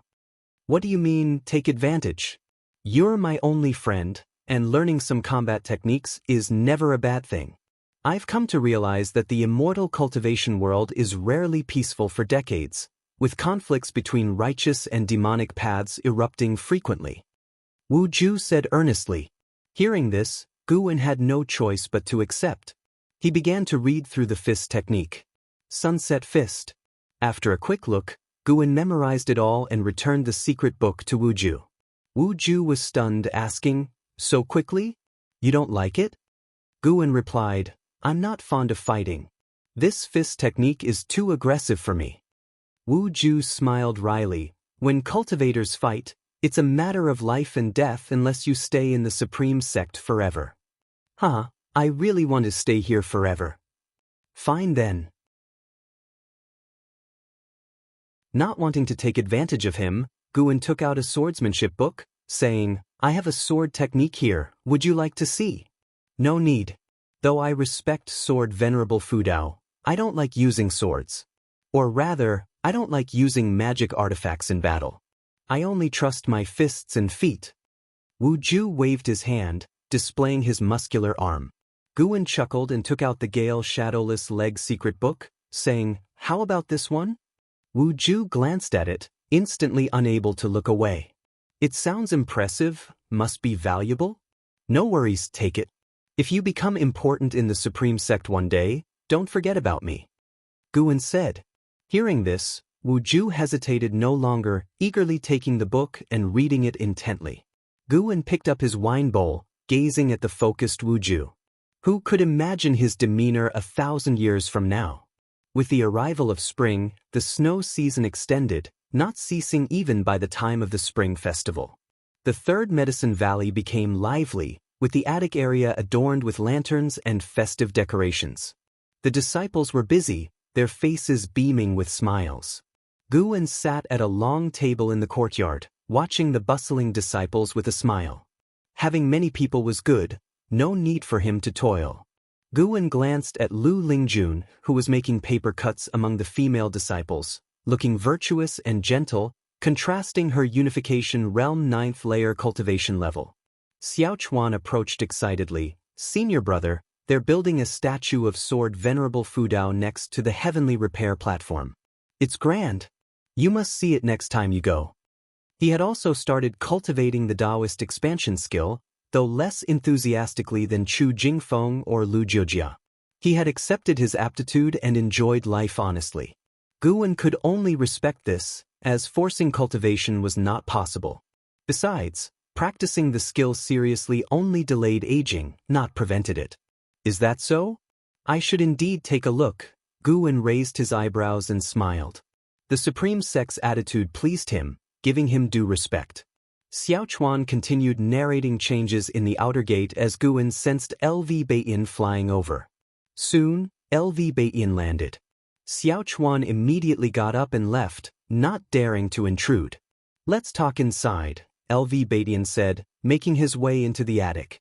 Lu Lingjun glanced over, curious. What was Guan's true identity? Why did this Unification Realm 9th layer great cultivator constantly seek him? Could Guan be hiding his cultivation, not as weak as he appeared? These thoughts swirled in Lu Lingjun's mind, urging her to find an opportunity to talk with Xuan. Meanwhile, inside, Guan shut the door, and LV Beiyin placed a restriction, then sat down asking, "There's a great opportunity, do you want it?"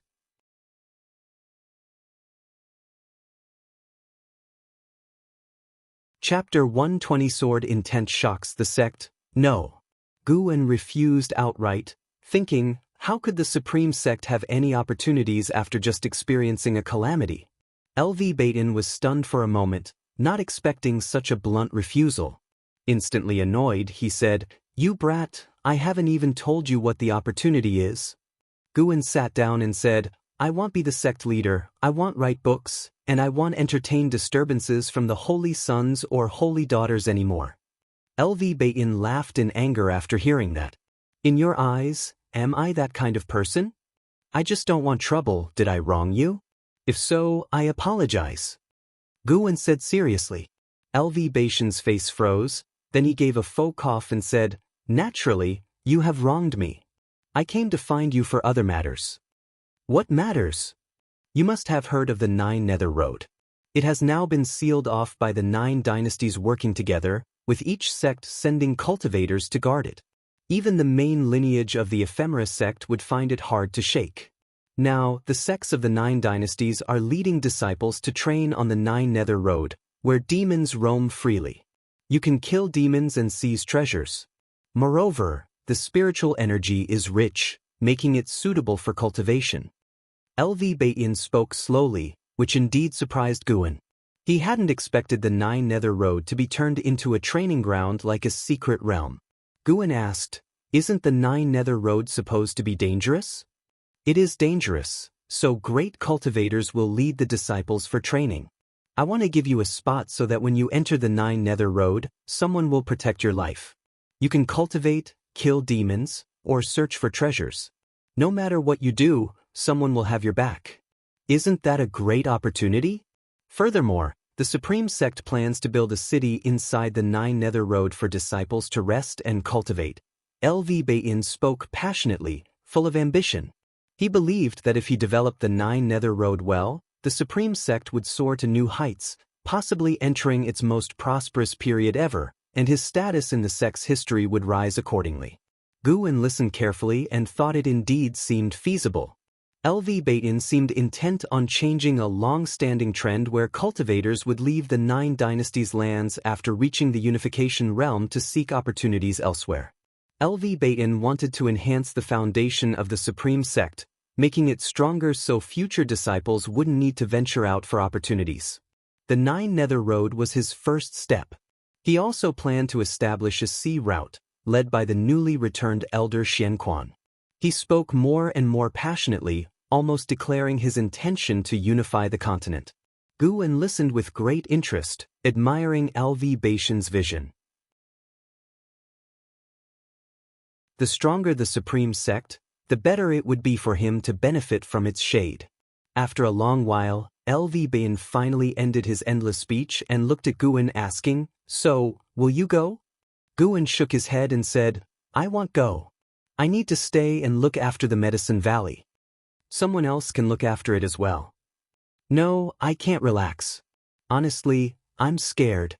I always feel the Nine Nether Road is very dangerous, and my combat ability is weak. I won't go. How about this, I give my spot to someone else? Is that okay?" "You don't want to go, yet you want to give away your spot?" "I have contributed to the Supreme Sect too. This huge Medicine Valley, I didn't embezzle anything. Shouldn't you reward me?" Looking at Xuan's righteous look, LV Baiyan shook his head and smiled. After thinking about it, he still agreed to Xuan's request. Giving the spot to someone close to Xuan would still increase Xuan's sense of belonging to the Supreme Sect. LV Baiyan didn't believe he couldn't hand off the sect leader position. He was determined to give it to Xuan. In the long run, Xuan would eventually accept it. Thinking of this, LV Baiyan smiled, filled with anticipation. "How do you think the Supreme Sect can become the #1 sect of the 9 dynasties?" LV Baiyan suddenly asked, wanting to test Xuan while guiding him toward the mindset of a sect leader. Xuan answered directly, "Using force won't work, it easily accumulates hatred. We can use cultural infiltration. Just like the previous Outer Sect conference, the Supreme Sect could host various conferences in the future, such as formation, alchemy, sword competition, talisman crafting, etc. We should strive to make the Supreme Sect hold grand events that attract the attention of the 9 dynasties every few years. The initial investment might be huge, but once people get used to it, they will gradually recognize the Supreme Sect as the orthodox sect. Imagine if you just stepped onto the path of the sword cultivator and heard that the Supreme Sect's sword competition was a must-attend event, an opportunity to make a name for oneself. You would subconsciously think that the Supreme Sect holds a high position in the Sword Dao. When people frequently mention the Supreme Sect, or when the Supreme Sect becomes the most frequently mentioned sect by the populace, the Supreme Sect won't be far from becoming the greatest sect. Of course, the sect's own strength is the most important. Xuan spoke eloquently. After hearing LV Baishan's long talk, he decided to pontificate. LV Beiyin soon became absorbed in listening, and seeing him paying close attention, Guan became even more enthusiastic, discussing the details. It couldn't just be competitions of strength, it would be best to have other competitions of skills. These events could be held in different outer sect and inner sect cities, driving the economic development of these cities. He even proposed establishing various societies among the disciples, such as the Elixir Society and Swordsman Society, to facilitate disciple exchanges and allow disciples with leadership skills to hone their abilities. LV Beiyin was astonished. This boy writing Investiture of the Gods wasn't a coincidence. He truly had great talent inside. After Guan finished speaking, LV Beiyin drank a bowl of tea in one go, feeling invigorated. LV Beiyin looked at him intently and said, "And you say you're not fit to be the sect leader?" Guan waved and said, "I don't have the qualifications to be the sect leader. I don't have an illustrious background, nor do I have the courage or boldness to implement grand plans. At most, I can offer some advice. Execution is the hardest part. Guan would never be sect leader." LV Beiyin smiled and then began to ask questions about the strategies Guan had just mentioned, with Guan patiently answering. An hour passed before they both walked out of the pavilion. LV Beiyin followed Guan, still savoring Guan's ideas. As soon as they went downstairs, he bid farewell, saying he wasn't in the mood for festivities.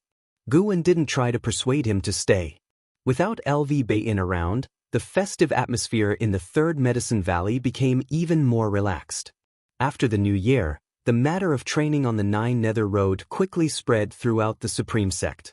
Treasures, heavenly materials, demon cores, spiritual energy, all kinds of benefits of the Nine Nether Road began to spread wildly. It was obvious that LV Beiyin, heeding Guan's advice, focused on publicizing the specific benefits of the opportunities, stirring up the enthusiasm of the disciples and enhancing their sense of belonging to the sect. In the Law Enforcement Hall, Yi Lan was summoned to meet with the elder of the Law Enforcement Hall. The elder of the Law Enforcement Hall smiled and said, "Yi Lan, the higher-ups have assigned you a spot for the Nine Nether Road. You are quite impressive. Don't worry, the Law Enforcement Hall won't mistreat you. We will help you better enter the Nine Nether Road." Yi Lan froze. The Nine Nether Road? The first person she thought of was Guan. Even though she had been rooted in the Law Enforcement Hall for years, opportunities like the Nine Nether Road were far beyond her reach. She had heard that the first batch of spots for the Nine Nether Road was limited to only 200, and the outer sect hardly had any chance. The corners of Yi Lan's mouth lifted.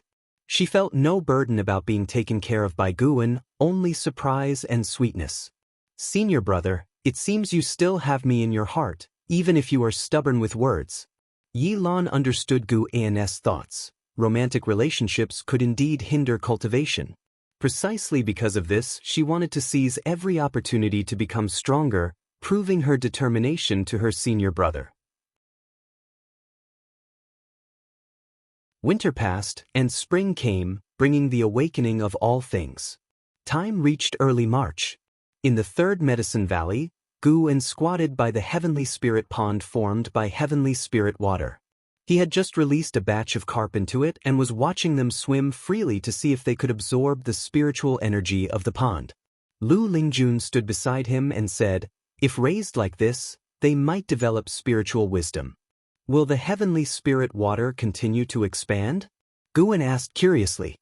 Lu Lingjun replied, "With the amount of water I have given you, it should reach a diameter of 10 zhang." Hearing this, Guan thought it was a bit small. Just as he was about to speak, suddenly a sword intent came from afar, alarming the sky. Lu Lingjun's expression changed slightly. She turned her head, frowning. Guan looked up and saw thunderclouds rapidly rolling in the sky, heading towards the inner sect. The sword intent of the Taicang Divine Shocking Sword. Guan could feel Enhao's presence. Good boy, he's already mastered the sword intent of the Taicang Divine Shocking Sword so quickly.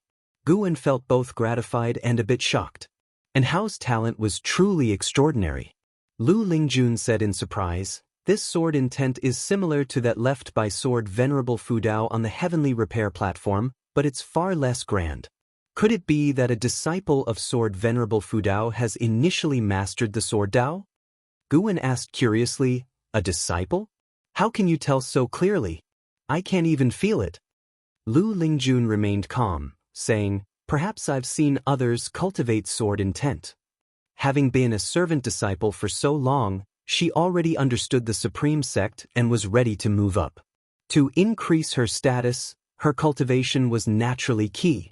She didn't plan to start as an outer disciple but wanted to be introduced by Guan. Meanwhile, amidst clouds and mist, a mountain peak protruded through the sea of clouds, looking like an immortal realm.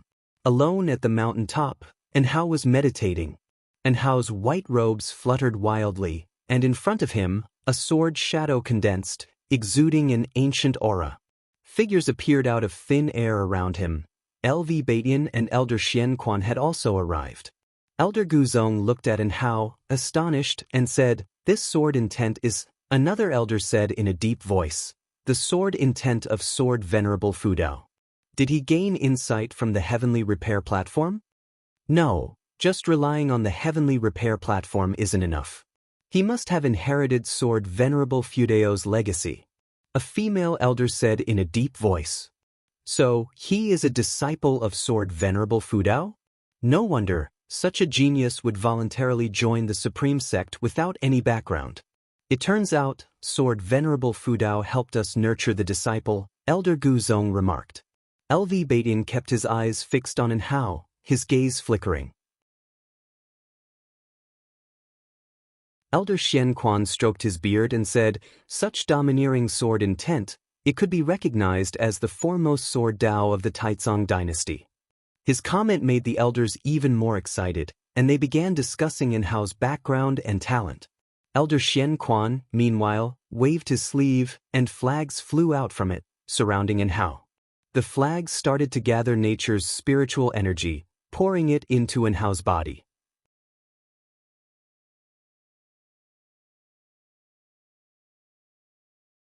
Chapter 121. The Battle of the Worlds Number 1. Anhao's Taicang Divine Shocking Sword intent shook the entire Supreme Sect, causing countless disciples to discuss it fervently. The sword intent lingered for several hours before it dissipated. In the following days, various rumors emerged. The only certainty was that the pressure came from a sword intent, which led to an increasing number of sword cultivators gathering at the Heavenly Repair Platform. Gu An's days had been quite peaceful. He moved between the 3 medicine valleys, occasionally visiting the Mystic Heaven Cave Mansion at night, and spent the rest of the time enjoying life. In the blink of an eye, half a year had passed. Guan turned 62 years old. The news of Sword Venerable Fudao's eradication of the ephemera sect demons had just truly spread throughout the immortal cultivation world. Guan often heard people in the outer sect talking about it, and Sword Venerable Fudao had already earned the reputation of being the foremost sword cultivator of the Taicang dynasty. Some even thought he was the best in the world. That day at noon, Guan stood at the edge of the Heavenly Repair Platform, looking at the 100-foot-tall stone statue ahead, feeling pleased. This 100-foot-tall stone statue was the divine statue of Sword Venerable Fudao, crafted in the posture of Guan performing his 9 extremes yin-yang body. The demonic chi around him was sculpted into an aura. The statue had one hand pointing diagonally and the other holding a sword, exuding an imposing air. At this moment, it wasn't just Guan who was observing the divine statue of the Sword Venerable. There were also over a dozen others gazing up, each discussing among themselves. Listening to their words of admiration for Sword Venerable Fudao, Guan felt even more delighted. Fame across the world? Who wouldn't want that? Guan wanted it too, but he feared others discovering his life-stealing ability, so he kept a low profile. However, being able to make a name for himself under another identity still satisfied his vanity. Sword Venerable Fudao may indeed be the foremost sword cultivator of the Taicang dynasty, but he is not necessarily the best in the world. A voice drew Gu An's attention, as well as the gaze of many disciples around. The speaker was a man in blue attire, holding a folding fan. With an elegant demeanor and a handsome, calm face, it was as if the outrageous words just now hadn't come from his mouth. A burly inner sect disciple looked at the man in blue and said in a deep voice, "Oh? Then pray tell, who is the best sword cultivator in the world?" By now, Sword Venerable Fudao was the pride of all Supreme Sect disciples, and they wouldn't tolerate any questioning. The man in blue responded, "In the westernmost land, within Tianwei, there is a sword cultivator called Daoist Tianjian. 700 years ago, he was the foremost sword cultivator of Tianwei. He later retreated into the deep mountains, focusing solely on sword enlightenment. Not long ago, a sword intent erupted in Tianwei, proving he is still alive.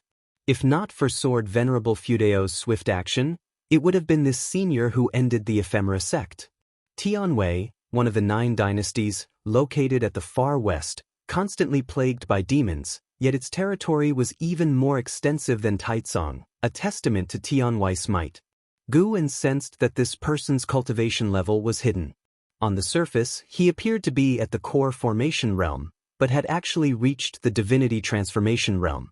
He cast a lifespan detection. Siege Divinity Transformation second level 289/800/1300, concealed cultivation, and boasting of Tianwei cultivators, this rascal must not be a disciple of the Supreme Sect. Guan remained silent, watching as the surrounding disciples verbally attacked Siege. Siege remained indifferent, facing the insults and slanders with calmness. Daoist Tianjian was indeed formidable and once renowned throughout the world. But that's ancient history. As a prince of the Tianwei imperial family, possessing the fire god blood lineage, to speak so recklessly within the Supreme Sect, are you inciting a war? A voice came, and everyone turned to see the mad swordsman of Great Yu, Han Ming, striding forward. Siege turned back, raised his hand in salute, and said, "So it's the mad swordsman, senior. I've heard you've been in the Supreme Sect for many years. Are you planning to join the Supreme Sect?" He smiled gently, but his words were uncomfortable. Boy, if not for the favor your father, the Emperor, granted me, you'd be a corpse now. Do you think your divinity transformation realm cultivation can withstand my sword?" Han Ming snorted coldly. Divinity transformation realm. Upon hearing this, the disciples who had previously insulted Siege all turned pale and retreated. Since that's the case, there's no need to pretend anymore. Siege smiled, then looked around and shouted, "I am a disciple of Daoist Tianjian, a prince of the Tianwei dynasty, Siege. Today, I am here on behalf of my master to issue a challenge. In 3 months, my master will personally arrive at the heavenly repair platform to seek instruction in swordsmanship from Sword Venerable Fudao." His voice echoed beneath the sky, audible to the entire city. Someone wanted to challenge Sword Venerable Fudao? Han Ming smiled. He was the first sword cultivator to seek instruction from Sword Venerable Fudao, reminding him, "The ephemera sect has great cultivators beyond the unification realm. Does your master have such a level?" Siege closed his fan and smiled. "Of course, originally my father, the Emperor, was going to ask him to deal with the ephemera sect. Unfortunately, he was a step too late."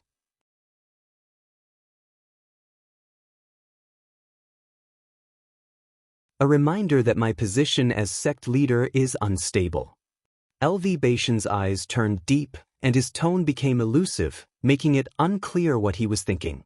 Guan couldn't help but laugh and said, "If that's the case, hasn't Chu Tianqi already perished?" LV Baidian asked, "Do you think he hasn't? And how is exceptionally talented and must be favored by Sword Venerable Fudao? If it were you, would you send your most beloved disciple to a rival to become a sword?" Guan felt LV Baidian was getting delusional. "You have a point." LV Baidian smiled. Seeing his smile, Guan's heart skipped a beat. Wait, why was he asking him? LV Baidian continued, "And Hao's talent is so strong that once he fully grows, it will be easy for him to earn the respect of the entire Supreme Sect, just like that true inheritor. Kid, if you don't become sect leader, the position will be his. Wouldn't that be better? I don't want to be sect leader anyway." Guan shook his head, and LV Baidian smiled, saying no more. Then, Guan inquired about Yi Lan's situation. The first group to venture into the Nine Nether Road had already set off. LV Baitin reassured, "Don't worry, I personally instructed the leading elder to take care of her." With the Qinghong sword, Guan could always sense Yilan's situation. However, he would only intervene in her moments of peril. Normally, he didn't want her to be neglected or bullied. The two chatted a while longer. Before leaving, LV Baitin left a book. After LV Baitin left, Guan picked it up to read. Defying Fate Divine Skill.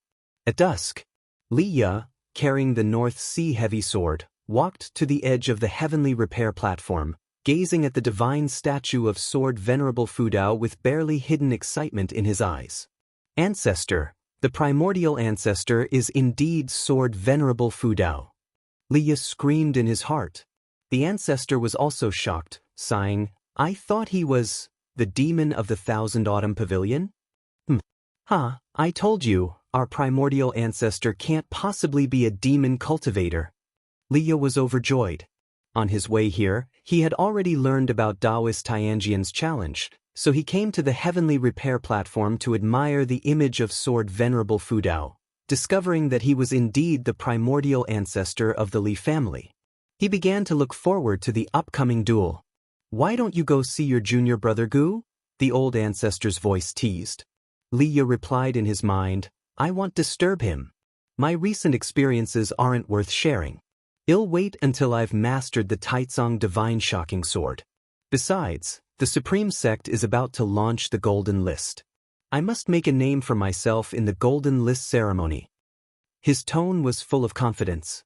After consuming the Dragon Image Divine Primordial and learning the Taicang Divine Shocking Sword, his confidence had soared. 7 steps away, a figure approached, also starting to gaze up at the divine statue of Sword Venerable Fudao. "Wuju." He looked at the divine statue of Sword Venerable Fudao, his eyes filled with sorrow. "Master, you always respected Sword Venerable Fudao. It's a pity you can't witness the upcoming duel." Wuju thought silently, contemplating deeply. Gradually, he began to enlighten the path. Liya, after watching for a while, turned to leave. "Wait!" the old ancestor's voice suddenly rang out.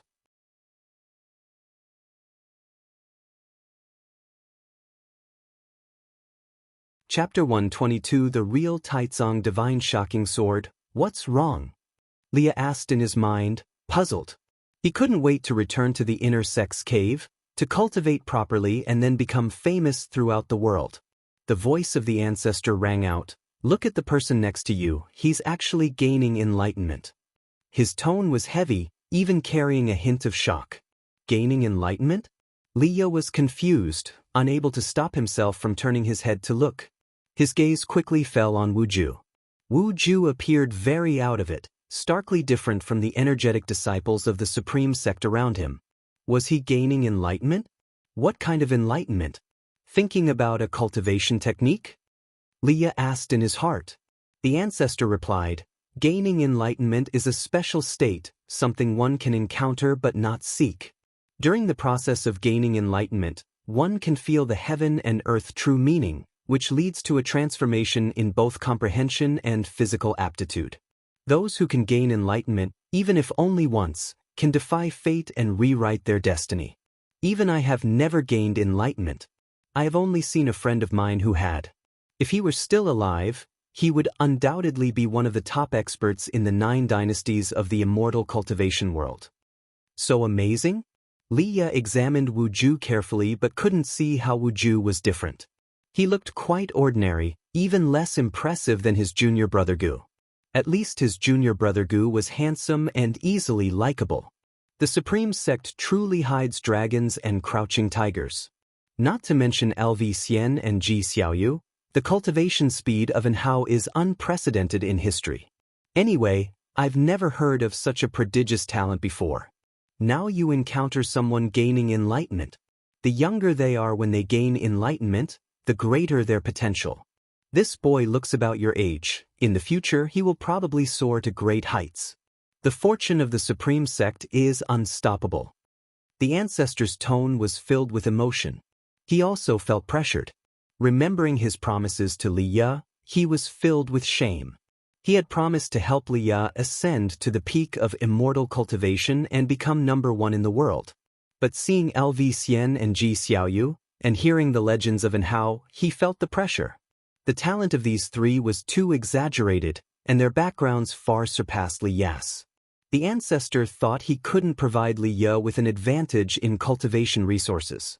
It's a good thing that the Supreme Sect is so powerful. With rivals, I have something to look forward to, Li Ye thought confidently, leaving the Ancestor unsure of how to respond. After a long time, the Ancestor finally spoke. Just stay nearby. When he wakes up, ask him if he has a master. If not, accept him for me. Huh? I accept him as a disciple? Of course not, he will be my disciple. What do you mean? If he is your disciple, isn't he my ancestor? Be content. Without my help, you wouldn't even have the qualifications to compete with such a genius. The Ancestor said rudely. Although Li Ye was annoyed, he didn't argue back. He began to wait, while contemplating the sword intent of the Taicang divine shocking sword. He waited for an entire night. The next morning, Wuju finally woke up. He had gained enlightenment more than once, so his expression remained calm. He turned to leave, but Li Ye stopped him. Brother, do you have a master? Li Ye asked directly. Wuju's eyes flashed with coldness. He bypassed Li Ye and walked toward the stage. Li Ye blocked him again, which made Wuju furious. He raised his hand to push Li Ye away. Li Ye's physical body was strong. He was not afraid of this Foundation Establishment realm cultivator. Wuju's right hand pressed against Li Ye's shoulder. Feeling the strength of his opponent, he clenched his fist and pushed hard. Li Ye was caught off guard and was pushed back 2 steps. Before he could react, Wuju controlled his sword and flew away, making it difficult for Li Ye to chase him since causing trouble in the city was prohibited. How is this possible, such great strength? Li Ye was shocked and bewildered. The Ancestor sighed in his heart, it's a pity, don't chase him. Avoid making enemies. Li Ye lost his smile. As a core formation realm cultivator, he had been pushed away by a Foundation Establishment realm cultivator. He had taken the dragon image divine primordial, a treasure pursued by the demon clan. It was too humiliating. No way. I'm still not strong enough. Li Ye clenched his fists, his arrogance disappearing. In autumn, the outer gate city became bustling with activity. Guan and Wuju gathered in an inn, drinking and chatting, waiting for the upcoming battle. Wuju was complaining to Guan about meeting Li Ye last month. At the mention of Li Ye, he became furious, feeling that Li Ye had insulted him. Guan nodded after listening, saying, Indeed, it's quite odd. Asking such a question out of nowhere, never mind. Don't think about him, he is just a passerby in your life. You will become a genius eventually, why bother with such a small role? Although the person Wuju spoke of was a bit despicable, Guan thought it wasn't worth holding a grudge. Wuju didn't need to worry about such small matters. When Wuju grew up, he couldn't imagine. Would he kill anyone he disliked? He didn't want Wuju to become such a person. Wuju nodded, saying, Naturally, I won't hold a grudge. I'm just venting to you. You know, you are my only friend. Guan asked, When will you reveal your talent? The inn was crowded, most people were chatting about sword Venerable Fudao and Taoist Tianjian, not paying attention to them. Hearing Guan's question, Wuju shook his head, it's fine just like this. He didn't trust others, especially since there had been internal strife in the Supreme Sect before. The former sect leader even conducted a blood sacrifice on his disciples, making him wary of the Supreme Sect. Guan took a storage bag from his waist and handed it to him. Wuju was suspicious, took the storage bag, and probed inside with his divine sense. His face turned pale, quickly pushing it back, saying, Brother Gu, I can't accept this. How do you have so many? He had always thought Guan was an ordinary, lowly disciple like him but didn't expect Guan to have so many elixirs. Guan smiled. I am the Valley Master of Medicine Valley. These are elixirs I have refined. Just accept them. I'm not too eager to become strong. I fear fighting the most. Growing flowers and plants is my joy, so the elixirs suit you better. When you become strong, you must protect me. But this is too much, Wuju hesitated. You said I'm your only friend. Just accept it. If you feel bad, consider me your elder brother. An elder brother is like a father. As your teacher, I will take good care of you. I have plenty of elixirs. Guan made funny faces, making Wuju smile and glare at him. I'm 2 years older than you, I should be the elder brother. Forget it, your temperament is not as mature as mine. They began to bicker, and the smile on Wuju's face grew wider. In the end, Wuju accepted the storage bag, secretly vowing to never let anyone bully Guan in the future. They continued drinking. After 30 minutes, a loud voice echoed through the outer gate city. I, Daoist Tianjian, have come to challenge the sword of sword Venerable Fudao of the Supreme Sect. As the voice fell, a vast, majestic sword intent enveloped the entire outer gate city. Wuju's expression changed immediately, turning to look. Guan had already sensed Daoist Tianjian's presence, so he remained unmoved. Daoist Tianjian was indeed very strong, even slightly stronger than the Night Cultivator Fairy of the Ephemera sect. He was estimated to have the cultivation level of the 4th or 5th layer of the Mystic Heart Realm. Reaching the Mystic Heart Realm, a small realm gap was difficult to surpass. No wonder Daoist Tianjian dared to come. Guan stood up, saying, I just remembered I have something to do at the Elixir Hall. I need to quickly get it done so I can watch the battle between Sword Venerable Fudao and Daoist Tianjian. I'll come find you afterward. With that he hurriedly left. Wuju didn't have time to stop him. After going downstairs, Wuju leaned out the window and shouted, Hurry up! Guan waved without turning back and quickly disappeared around the street corner. Daoist Tianjian has come.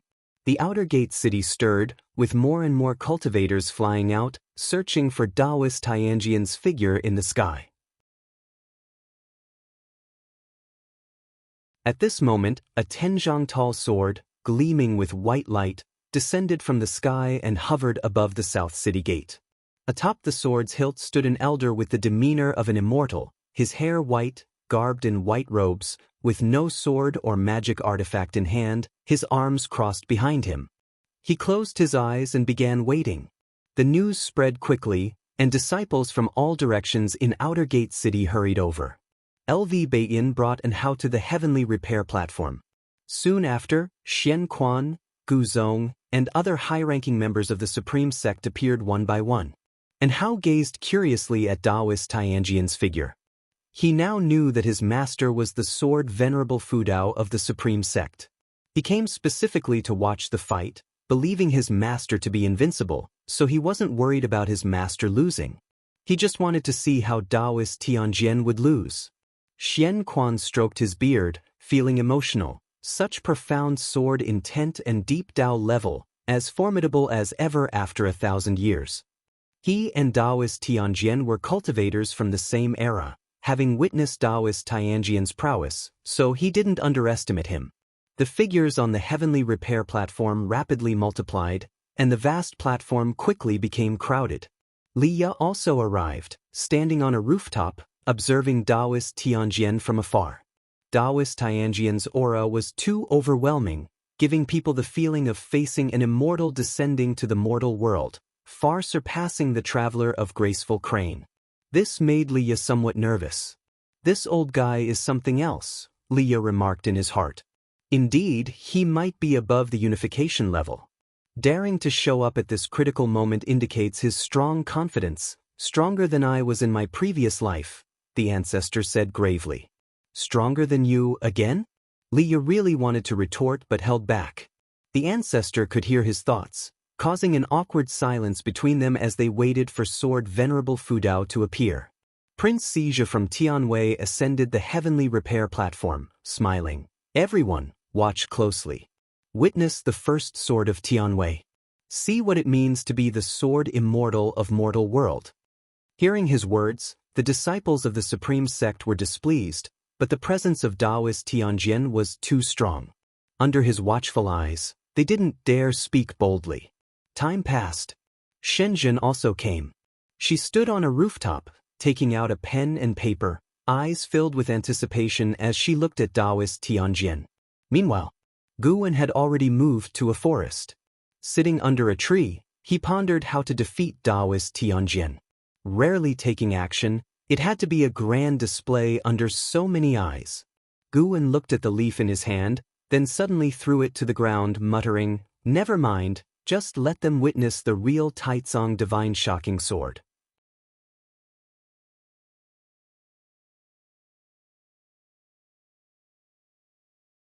Chapter 123, Number 1 in the World. In the outer gate city, Taoist Tianjian stood motionless on a giant sword of white light. The autumn wind made his robe, white hair, and beard flutter, making him look transcendent as if he could ascend to immortality at any moment. The eaves of every building in the city were crowded with disciples, not only of the supreme sect but also cultivators from other sects and families, all eager to see who was the greatest sword master of the time. Billowing dark clouds surged from the horizon, swiftly covering the entire city, increasing the tension. Everyone dared not speak loudly, only whispering to each other. Wuxia stood on an eave, facing the wind. The wind grew stronger, forcing him to cultivate energy to keep his hair from blocking his vision. What a powerful presence, truly like that of an immortal. Why hasn't Sword Venerable Fudao appeared yet? This battle can't be avoided, even the Prince of Tianwei has come to challenge us. Don't worry, the Venerable will definitely come. Even the mad swordsman of Great Yu had to wait for a while when he challenged him before. What's the hurry? A good show needs to be savored. Listening to the discussions around him, Wuju's eyes were filled with longing. He wondered when he would achieve such prestige. In the future, he too wanted to have such a widely anticipated duel with the top experts of the time. He hoped his opponent would be Sword Venerable Fudao. Boom! The dark clouds suddenly changed and thunder roared. A majestic celestial force descended, enveloping the outer gate city. "He's here," Xianxia said softly, drawing the eyes of those around him. And Hao was particularly excited, clenching his fists. Taoist Tianjian, standing on the giant sword of white light, also opened his eyes. He looked up at the boundless thunderclouds. The thunderclouds covered the entire sky, with lightning bolts like writhing dragons, making countless cultivators feel the pressure, as if a great catastrophe was impending. Thunder roared continuously, and the wind howled through the heavens and earth. Taoist Tianjian stood on the hilt of his sword, his white robe flaring like white flames burning fiercely. "Sword Venerable Fudao, why do you not show yourself? Is this how the Supreme Sect treats its guests?" His voice echoed, cold and indifferent. On the heavenly repair platform, Han Ming sneered. "He didn't even get to meet Sword Venerable Fudao back then, and now you think you can? Just wait to be defeated." Shen Zhen had already sketched the figure of Taoist Tianjian. She took out another sheet of paper and continued to draw, first capturing the oppressive scene of the sky filled with thunderclouds. "Face your demise with your strongest swordsmanship." A deep, hoarse voice rang out, making Li Ya and An Hao incredibly excited.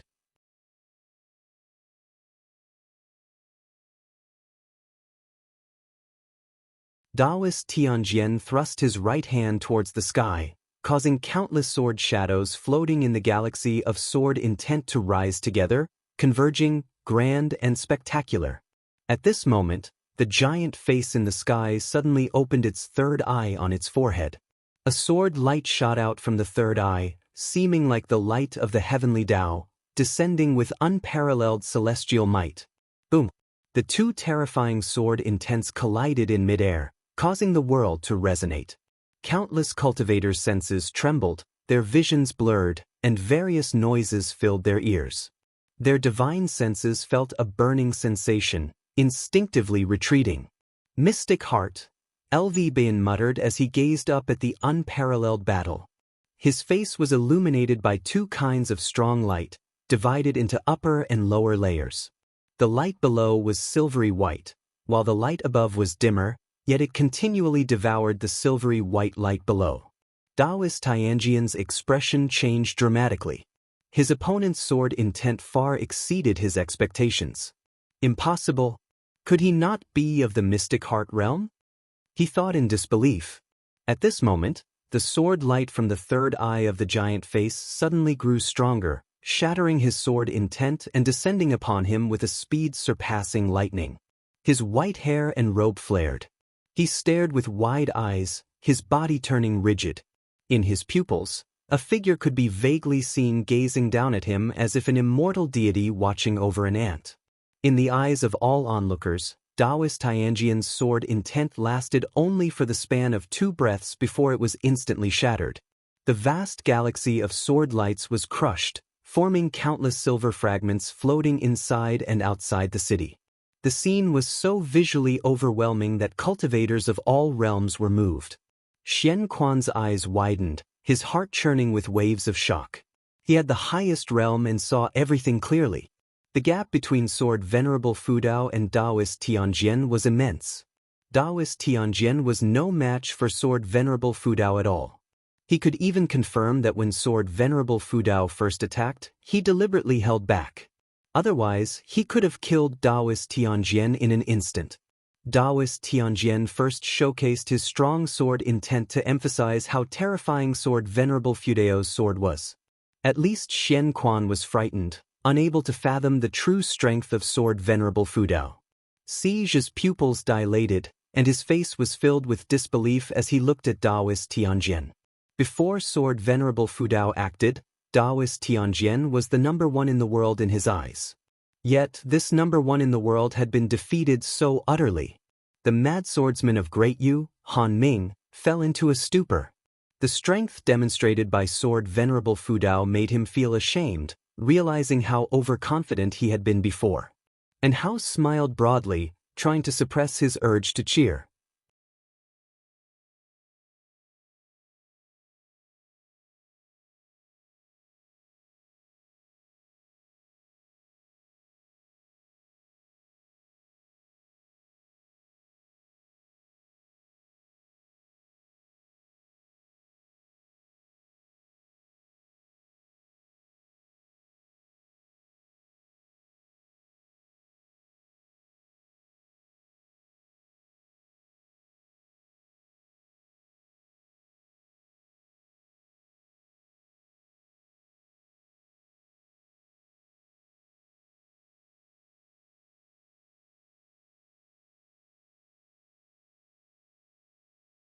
Leah turned to leave. Leaving already? Xuan quickly asked. Leah waved his hand, cultivating the path of immortality, no time for chit-chat. If you want to see me, perform well at the Golden List tournament. He leapt, turning into a sword light, flying across the mountains, disappearing without a trace. Xuan stared at the invitation in his hand, speechless for a long time. On the mountain top, Chu Jingfeng turned his head, looking in the direction Leah disappeared, frowning. He remembered Leah.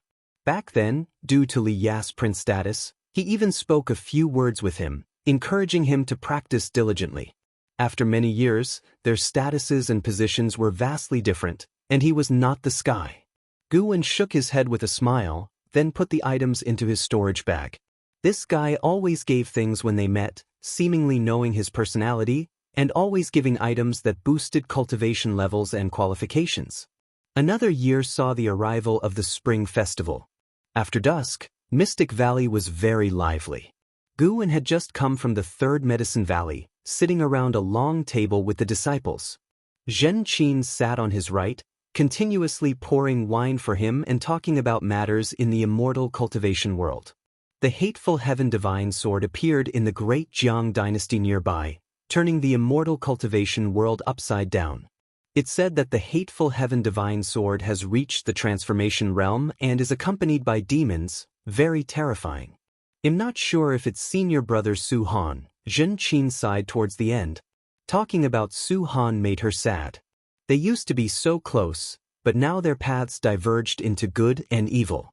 Xuan said, "He is no longer your senior brother. Don't call him that anymore to avoid trouble for you and us." Zhen Qin wanted to argue, but looking at the many disciples in Medicine Valley, she remained silent. Xuan began picking up food for her while watching the other disciples play drinking games. After a bowl of wine, Zhen Qin perked up and started talking about Hao. Mentioning Hao, her face filled with admiration. She spoke endlessly. Guan listened attentively. Suddenly, he sensed something and his expression changed slightly. After Zhenqin finished, he said, "I need to visit my room. You can continue later. I want to know about and how and the specific grievances with the Wanyin sect demon." After speaking, he stood up and returned to his room. Zhenqin was not puzzled, starting to toast with Lu Jiujia. Back in his room, Guan activated the restrictions, then stepped 100 miles away. In the dark forest, there were 13 ghost-like figures moving forward. 4 of them carried a big coffin. They did not notice Guan nearby, spying on them in the dark. A group of Unification Realm cultivators.